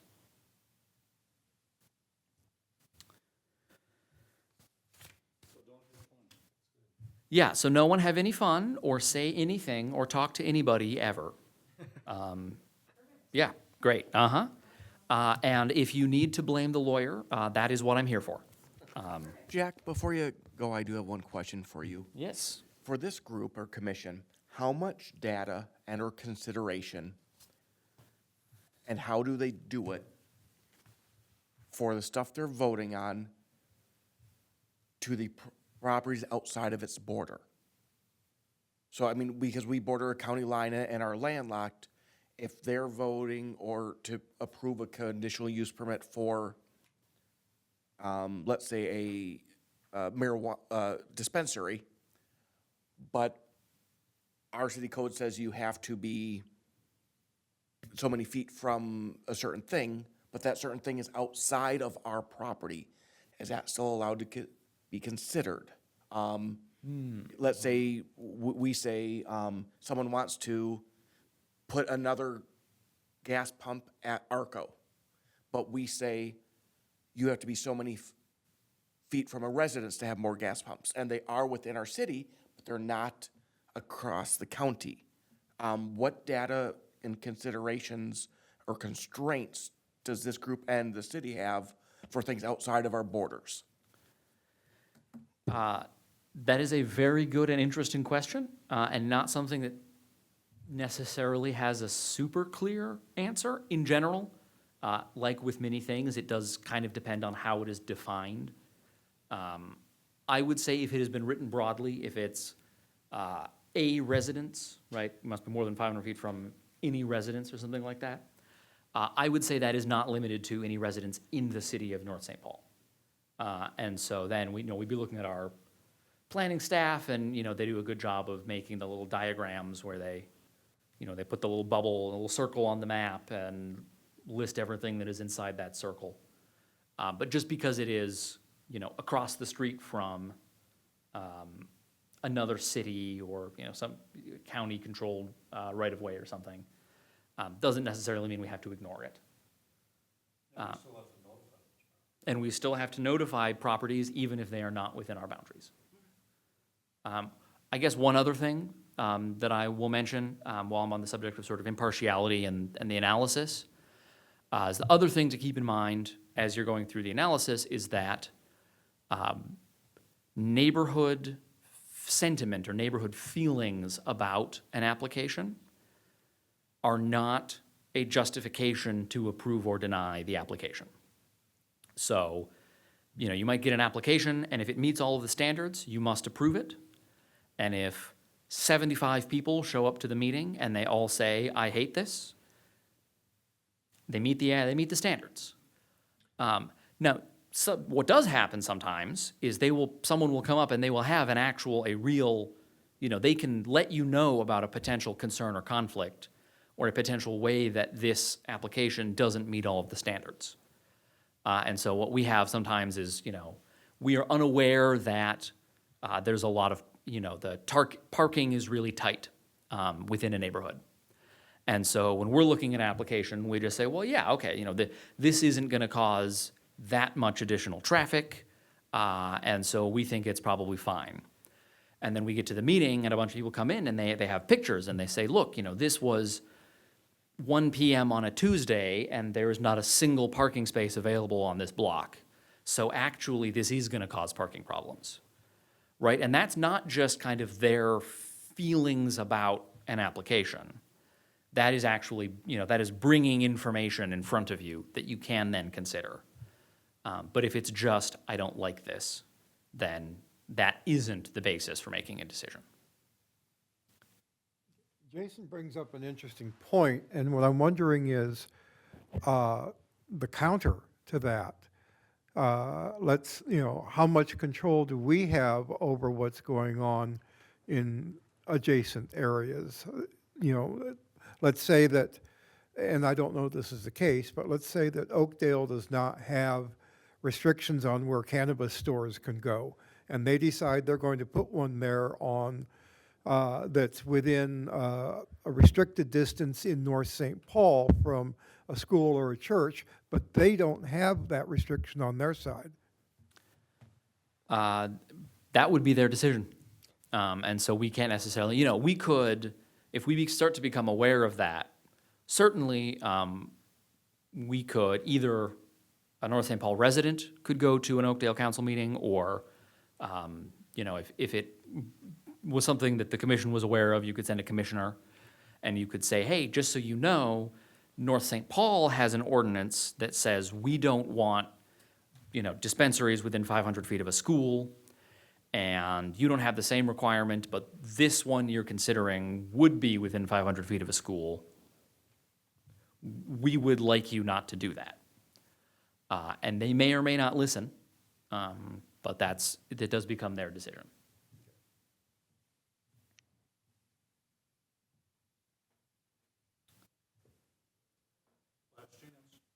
All right. Speak now or forever hold your peace. But don't, actually. I am here to answer your questions. And if you have any questions, I would much rather get a question about, hey, is this okay? Instead of an email 6 months from now saying, so we did this, and now someone's mad about it.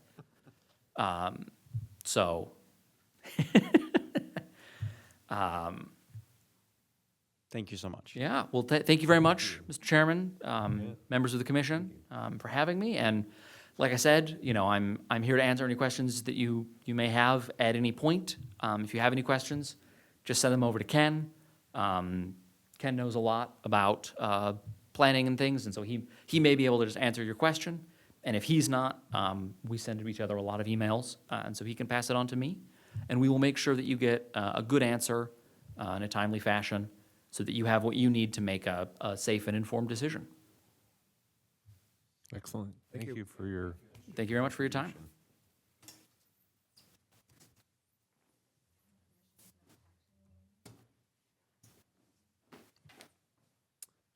Okay. I apologize, everyone, but I do have a work commitment, so unfortunately, I have to leave you the rest of the meeting. Thank you. Thanks for being here. All right. The next item on our agenda is to approve February 5th meeting minutes. So I would entertain a motion for that.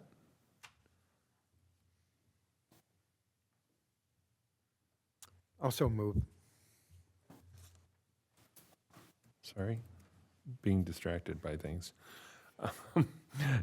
That was, Motion by Commissioner Muhic. Is there a second? I'll second that. Second by Commissioner Gadbois. Is there any discussion or corrections or anything like that? In that case, all in favor say aye. Aye. That is unanimous. Sorry, I'm being distracted by my equipment. Meeting is open to the public, and the public is not present today, so, and we have no public hearings. Yes, They're always on the agenda even when there aren't any. just in case. It's just a blank. Yeah, that's the normal procedure. So we are to item 8 regarding comprehensive plan update.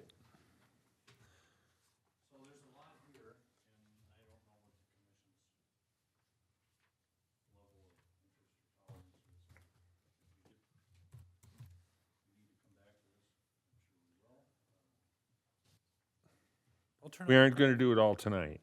Well, if it gets to be too much, cut me off. Thank you, Commissioners. So I put a PowerPoint presentation together, as you can see on the screens.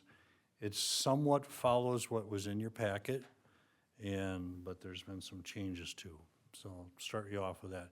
So comprehensive plan, we touched on that with Jack, and why we're talking about the comprehensive plan, especially for our new members, is the city of North St. Paul is required to complete an update of its comprehensive plan by September of 2028.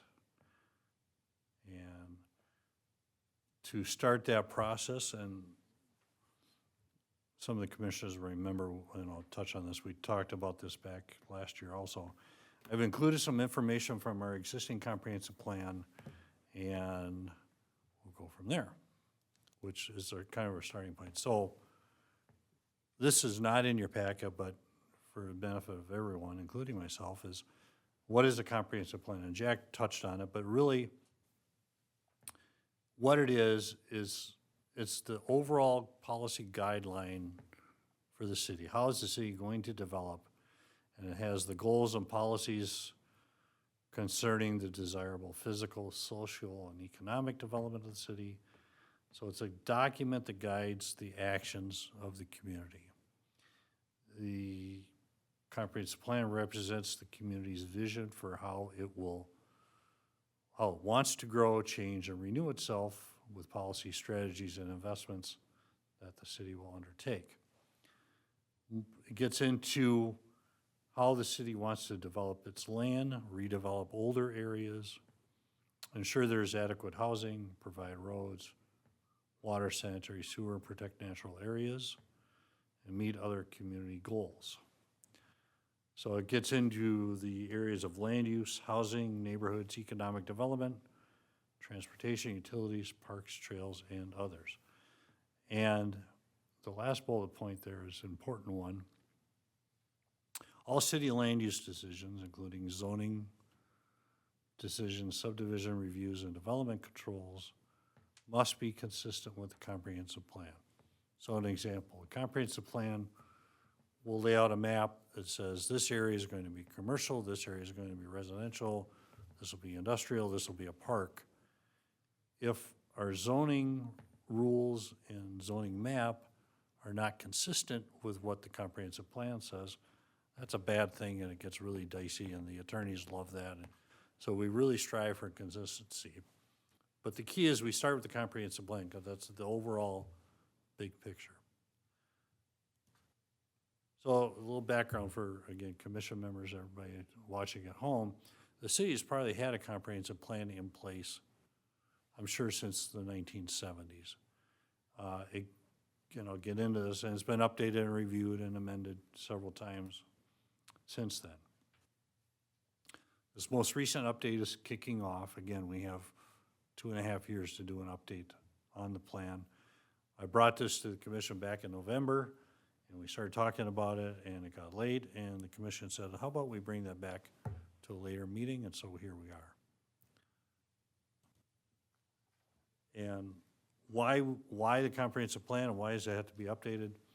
It is in part because North St. Paul is part of the seven-county metro area, which a lot of the land use and zoning and public systems are regulated and set by the Metropolitan Council. They're a non-elected body that gets to make all sorts of important decisions for those elements for all units of government in the seven-county area. To start the process, the Met Council develops what they call their Regional Development Guide. They approved their guide back just about a year ago, February 12th, 2025. And according to the Met Council, one of their biggest responsibilities is to create a regional development guide every 10 years. From that, then, the cities and the counties get to update their comprehensive plans based on the guidance from the Met Council.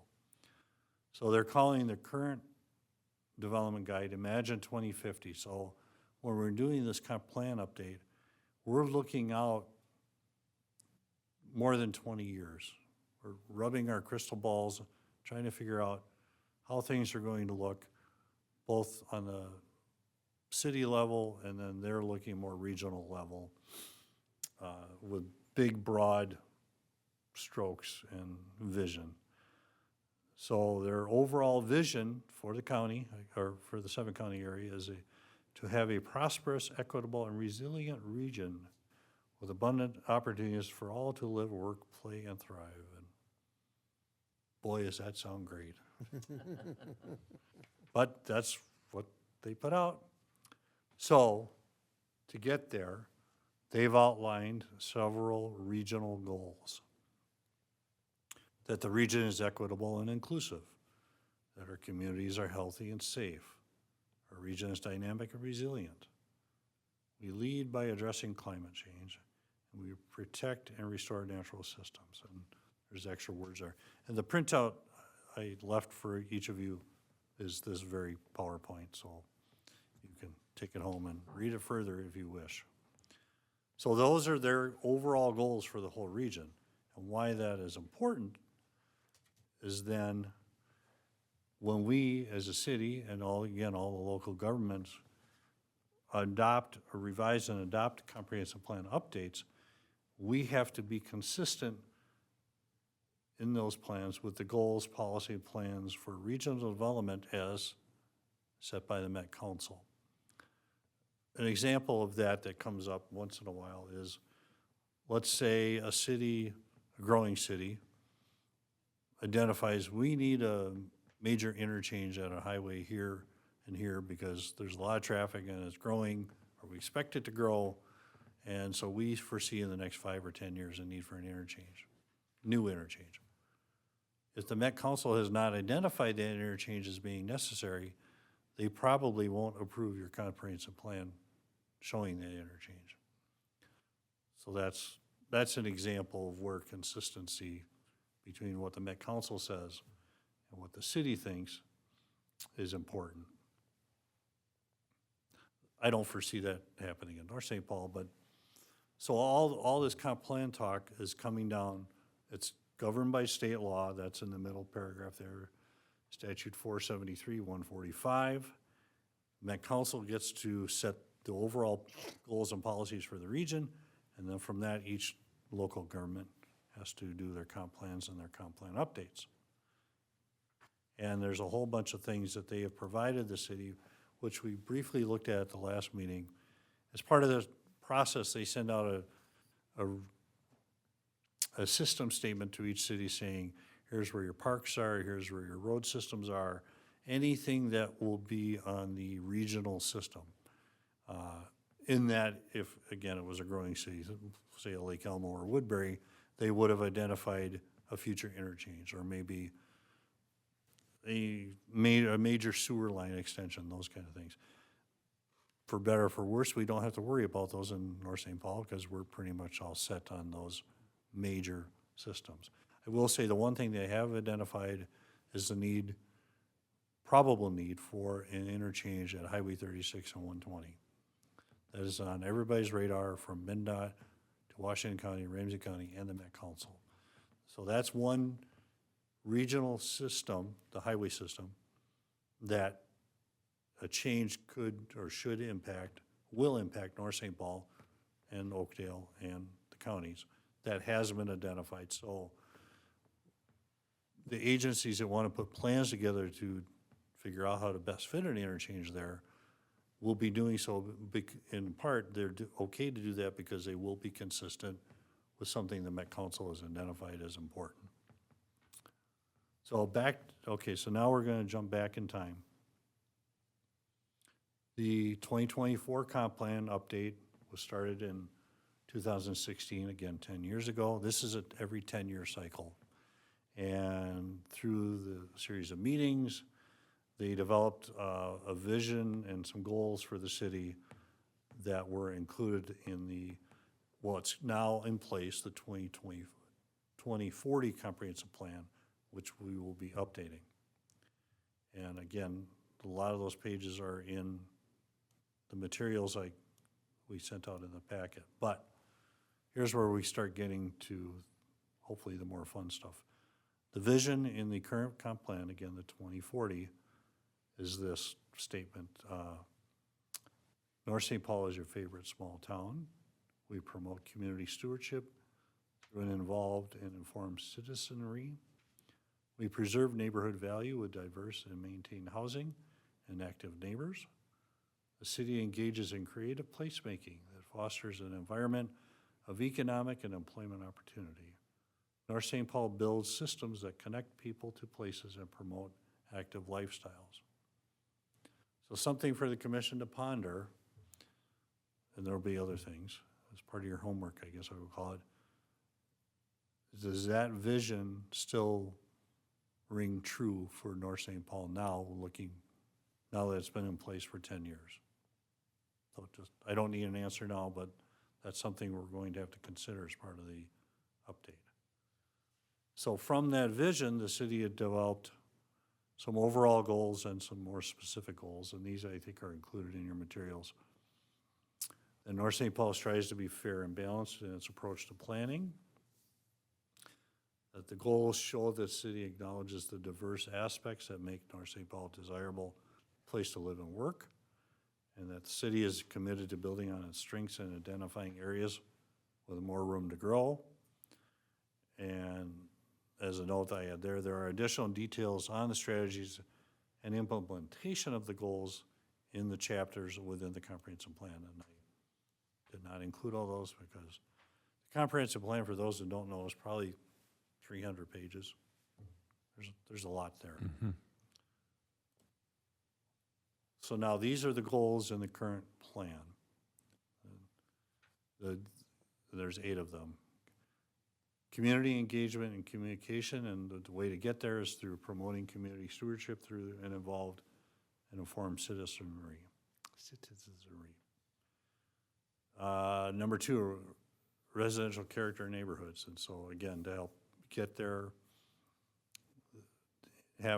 we want to have an enhanced neighborhood value with quality housing options and all types of price points. We want to improve the quality and mix of the city's housing. We want to revitalize and enhance the quality of housing stock so it's attractive and appropriate for new buyers. Under business and economic development, we want to possess a progressive image for redevelopment while maintaining the sense of community heritage. I think one can think about 7th Avenue and how that's turned out. Again, these were put in place before the redevelopment downtown. Engage in creative placemaking that fosters an environment of economic and employment opportunity, et cetera, et cetera. Foster a strong and diverse business base with planned and organized growth. Timely allocation of resources and investment of public dollars. Again, I'll look to downtown and 7th Avenue. For downtown then, establish and implement a downtown improvement plan, which I think was done fairly successful so far. Transportation. Achieve functional, aesthetic, and a balanced system, which includes pedestrian-friendly sidewalks and trails, local streets, collectors, arterials, a freeway, and transit. Well, I think we have all those. I don't know that there will be many changes to any of those. Urban design, we want to enhance community character through visual design and functionality of the public realm. Again, back to downtown, develop teams, prepare plans, and implement plans will enhance and improve the image and livability of the city and downtown, Highway 36 corridor, and the neighborhoods. Two more. Parks, trails, and open space, we want to enhance and expand the parks, trails, and open space system to ensure that all have access to quality community facilities and resilience in the environment. We want to protect and enhance the lakes, wetlands, woods, and wildlife, and promote actions and practices and developments which will sustain the environment. And we want to become more resilient to climate change through climate change mitigation and adaptation. I don't know how the heck the city is going to do that last one, but it sounds good. So those are our overall goals that are currently in the comprehensive plan. And again, what I want the commission to think about, and if you have comments now, we can talk as long as you wish, are all those, is the vision and are all those 8 goals and their explanations still relative for the city moving forward? Or do we need to explore, are there other goals that aren't talked about here that may be important? And I know there's a lot of words and a lot to think about, but this is our starting point, because once the city sets its vision and goals, then we start diving into what's the land use plan maps going to look at? What are we going to do for transportation? What are we going to do for the park system? All those other things. But we're starting with this as kind of the kickoff. Are these the things we want the city to strive for the next 20 years? Well, that's why I brought those. Those are in the existing plan. My quick analysis, I think most of them are still relevant. Doesn't mean there can't be other goals or a vision. The vision maybe could be tweaked.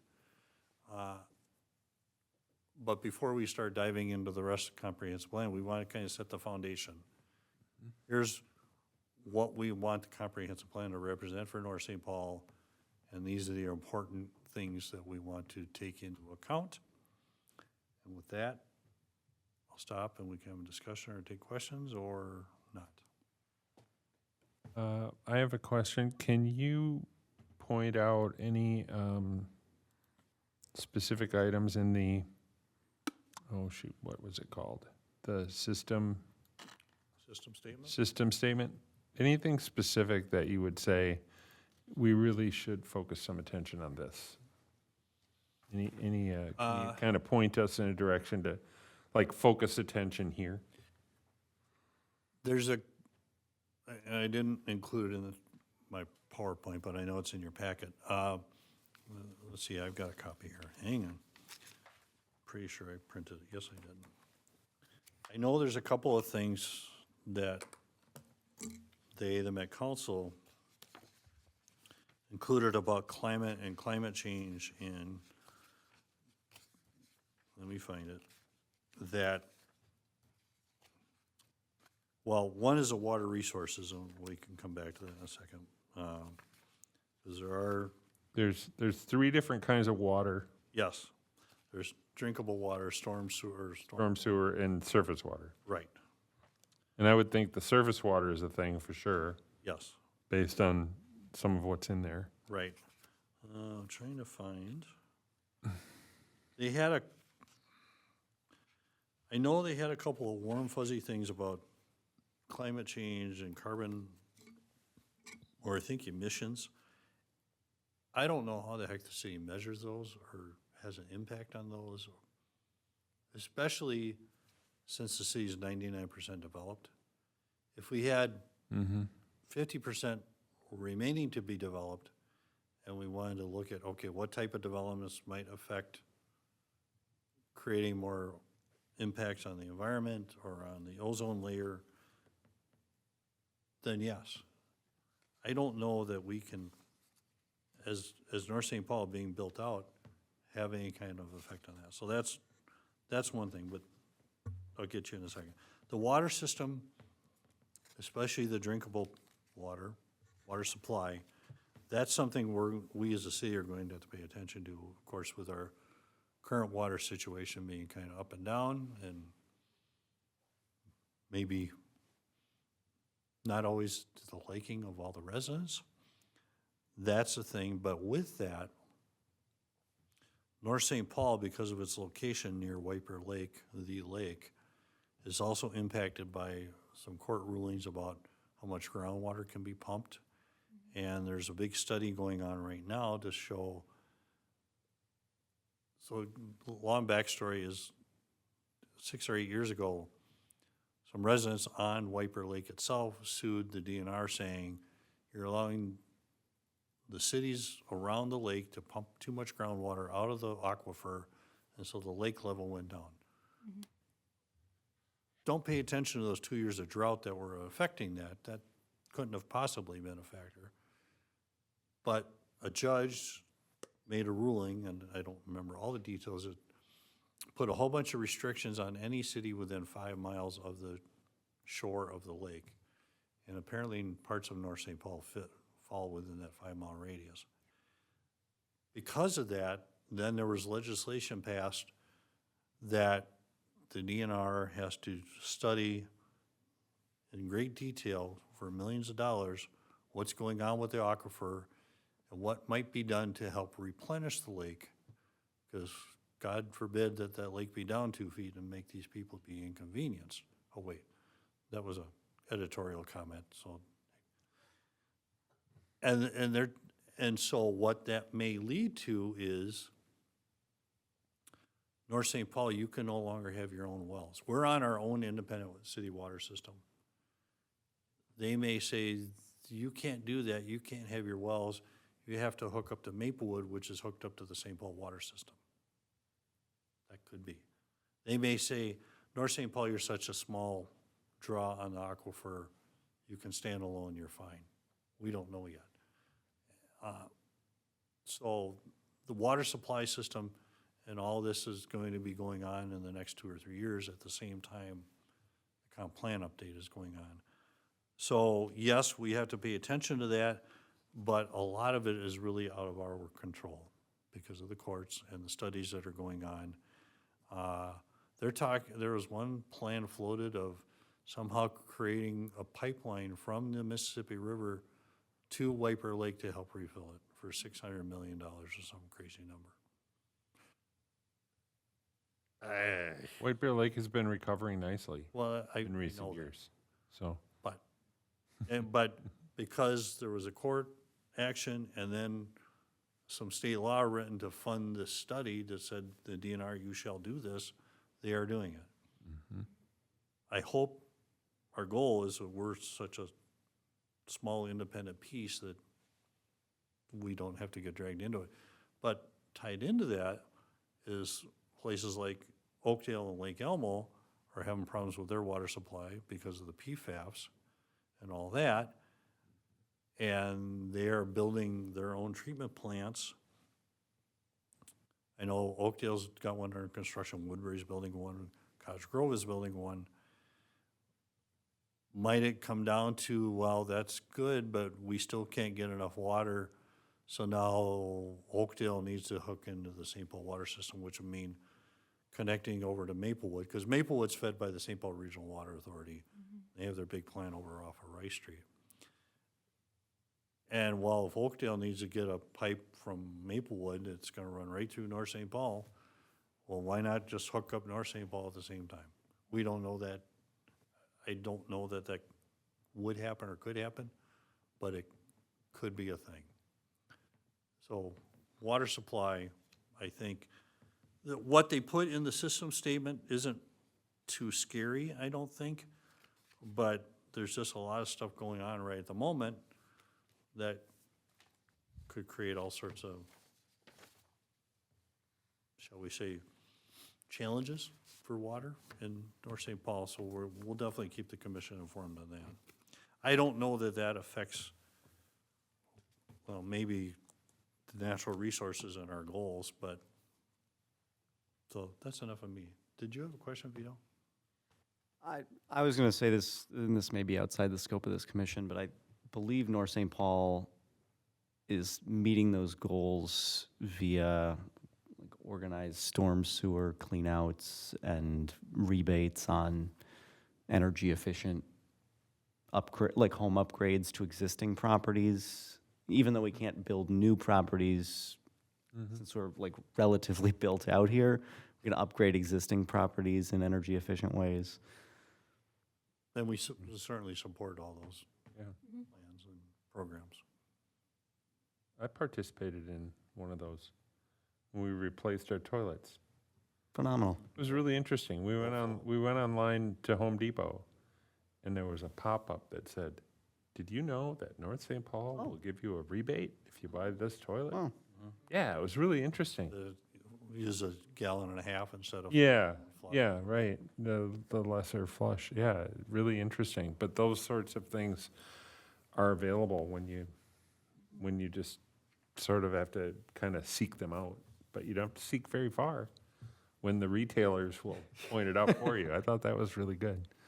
Yeah, I was thinking the surface water and this water supply were kind of the two water things, but then I thought all the things related to bicycles and pedestrians and trails and regional trails and that kind of stuff. And one thing and we were just talking about this in the office this week, is as far as I can tell, we, the city, don't have a really good trail map for the city, showing the bike trails. Right. Whether there's the county, the state, even city ones. So I think as part of our plan amendment, we should have our consultants put one together.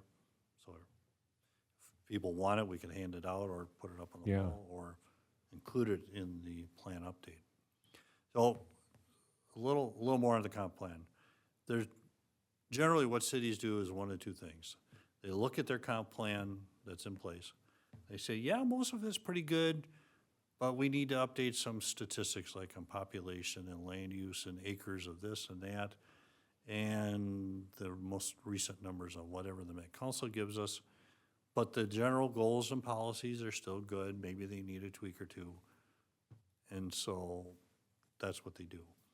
The others are what I think happened when the 2040 plan was put together. It was a really almost a do-over. It was a major rewrite. The 2030 plan just wasn't cutting it anymore. There was too many changes in the world, too many changes in North St. Paul, so they pretty much scratched it and started fresh, and that's the plan that's in place. That's how that's my determination from what I have found. My somewhat quick reading of the comp plan, the 2040, is I think a lot of it is still relevant and still useful. I don't see the need to do a complete major rewrite from top to bottom, and that could be a $50,000 or $80,000 project with a consultant, and I don't see the need for that. Are there things that need to be updated because the Met Council says to? Yes.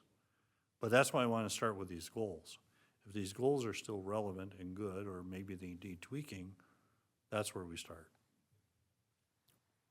As long as we don't do what I would call the third version of comp plans, which I've seen dozens of working at MnDOT, which is the Mad Libs version, which is, because I can tell you that I was one of the people responsible for reviewing the comp plans for 2040, and I saw at least 15 to 20 that were the exact same comp plan from the same consulting firm. They just filled in the relevant data, but right down to the same darn pictures and line items.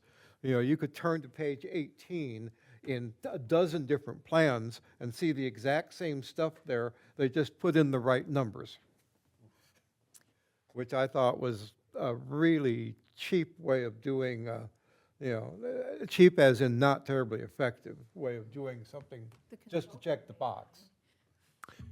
Well, that's the thing, is I bet a lot of these towns didn't bother checking other comp plans, so the consultant was able to get away with doing something. But We're anyway, better than that. we are. That's what I'm saying, is we're better than that, so. Do you think there's value in community meetings like we had with the last rewrite? Patrick, I don't know yet. I know for sure if the city thought, the commission and or the council, that, hey, there's a lot of issues, there's a lot of things we think need potentially changing, then yes. Okay. If, and I'm, again, this percolating, at least with me, if we don't think there's any real major new things that haven't been thought of or major changes that need to be considered, I don't. I'm certainly not opposed to it, but I don't want to have meetings and have everybody say, well, we kind of want to do the same thing, because what's the point? But it's something for the commission I really would appreciate you thinking about. And that's, again, this whole, I'm trying to get this introduced and get people thinking about it. Eventually, I'll have to bring it up to the council and say, we need to start as a council and commission and the city start thinking about this, and they're gonna rely on us to, and primarily me, to say, okay, here's what I think we need to do. But it's a little bit chicken and egg. If a lot of what's in the plan is okay, well, then it's not such a big headache. If there's a whole bunch of stuff that no longer works or is applicable, then that's a bigger thing.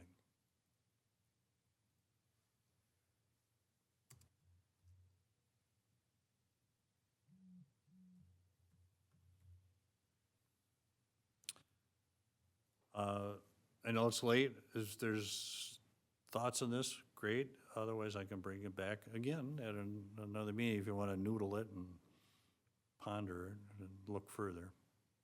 I think that was going to be my recommendation. is Yeah, that- mine too. So kind of why I wanted some, if you can kind of point to, hey, Yep. give some attention to this in particular, but there's a lot of material there, Yes. so. And again, I guess for now, think about the vision, think about the goals. And the vision is kind of a nicety thing, but it's really the goals that are, I think, most important. It's what are we striving to do with our plan as a city?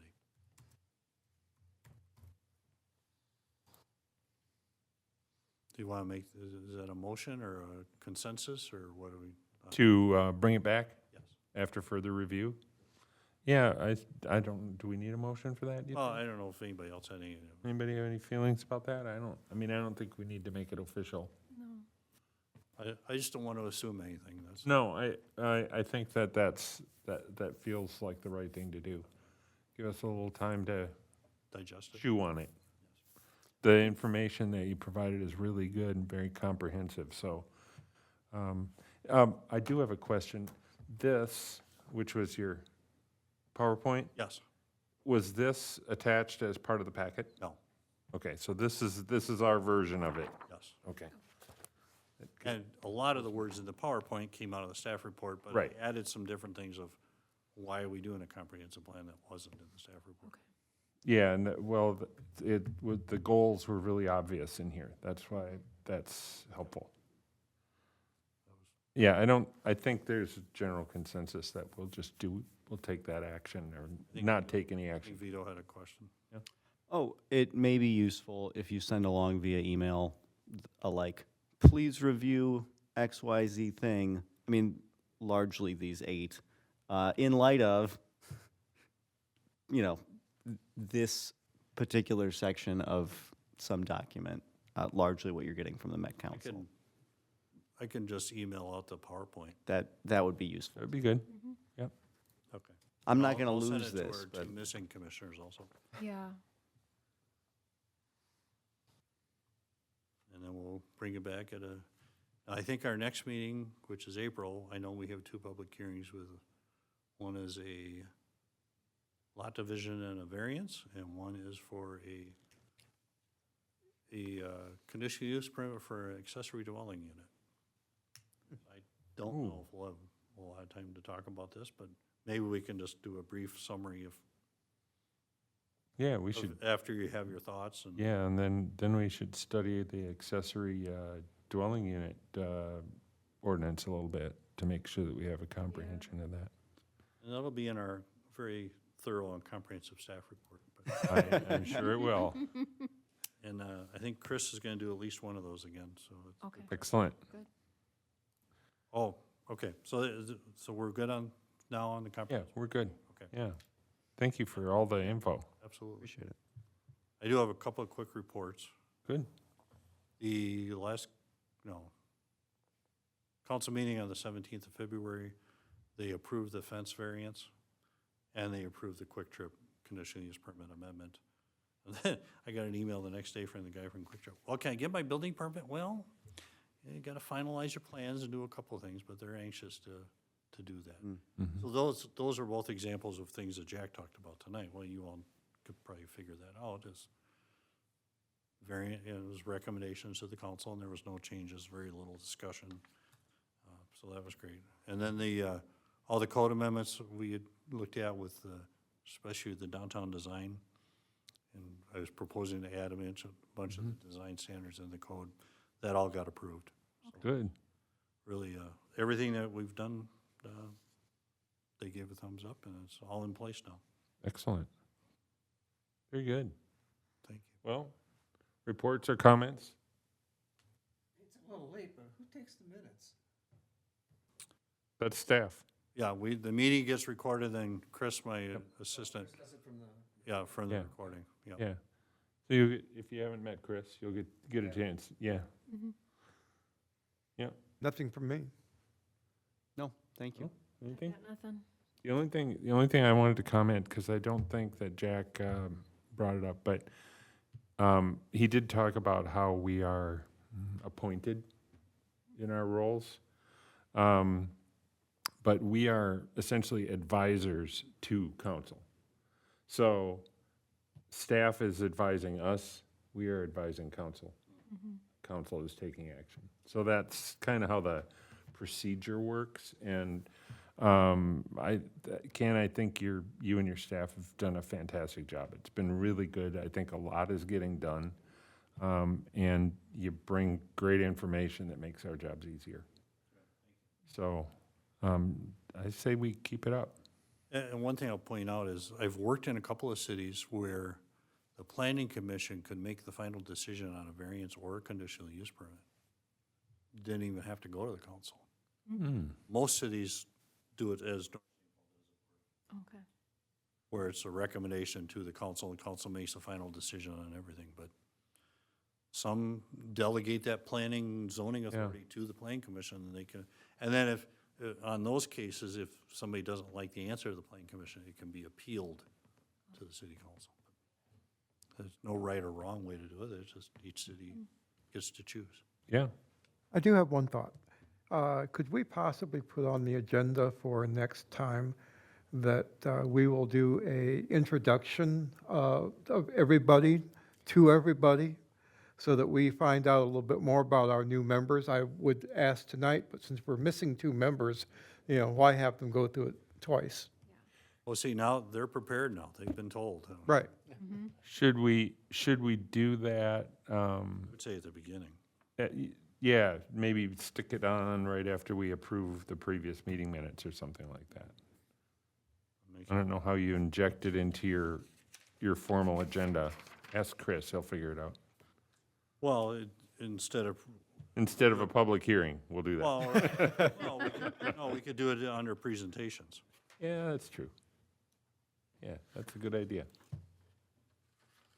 I guess one last question, have we scared you off yet, or are we? Not yet. No. Okay, I'm still here. Good. We have to wake them up first. And again, for Vito and Pete, if you got questions, call me, email me, or Chris, and don't be afraid to reach out. Thank you. Is it okay to email? Excellent. Absolutely. But if you email at 3 in the morning, I'm not answering then, so just, notice. All right, that being the case, how about a motion to adjourn?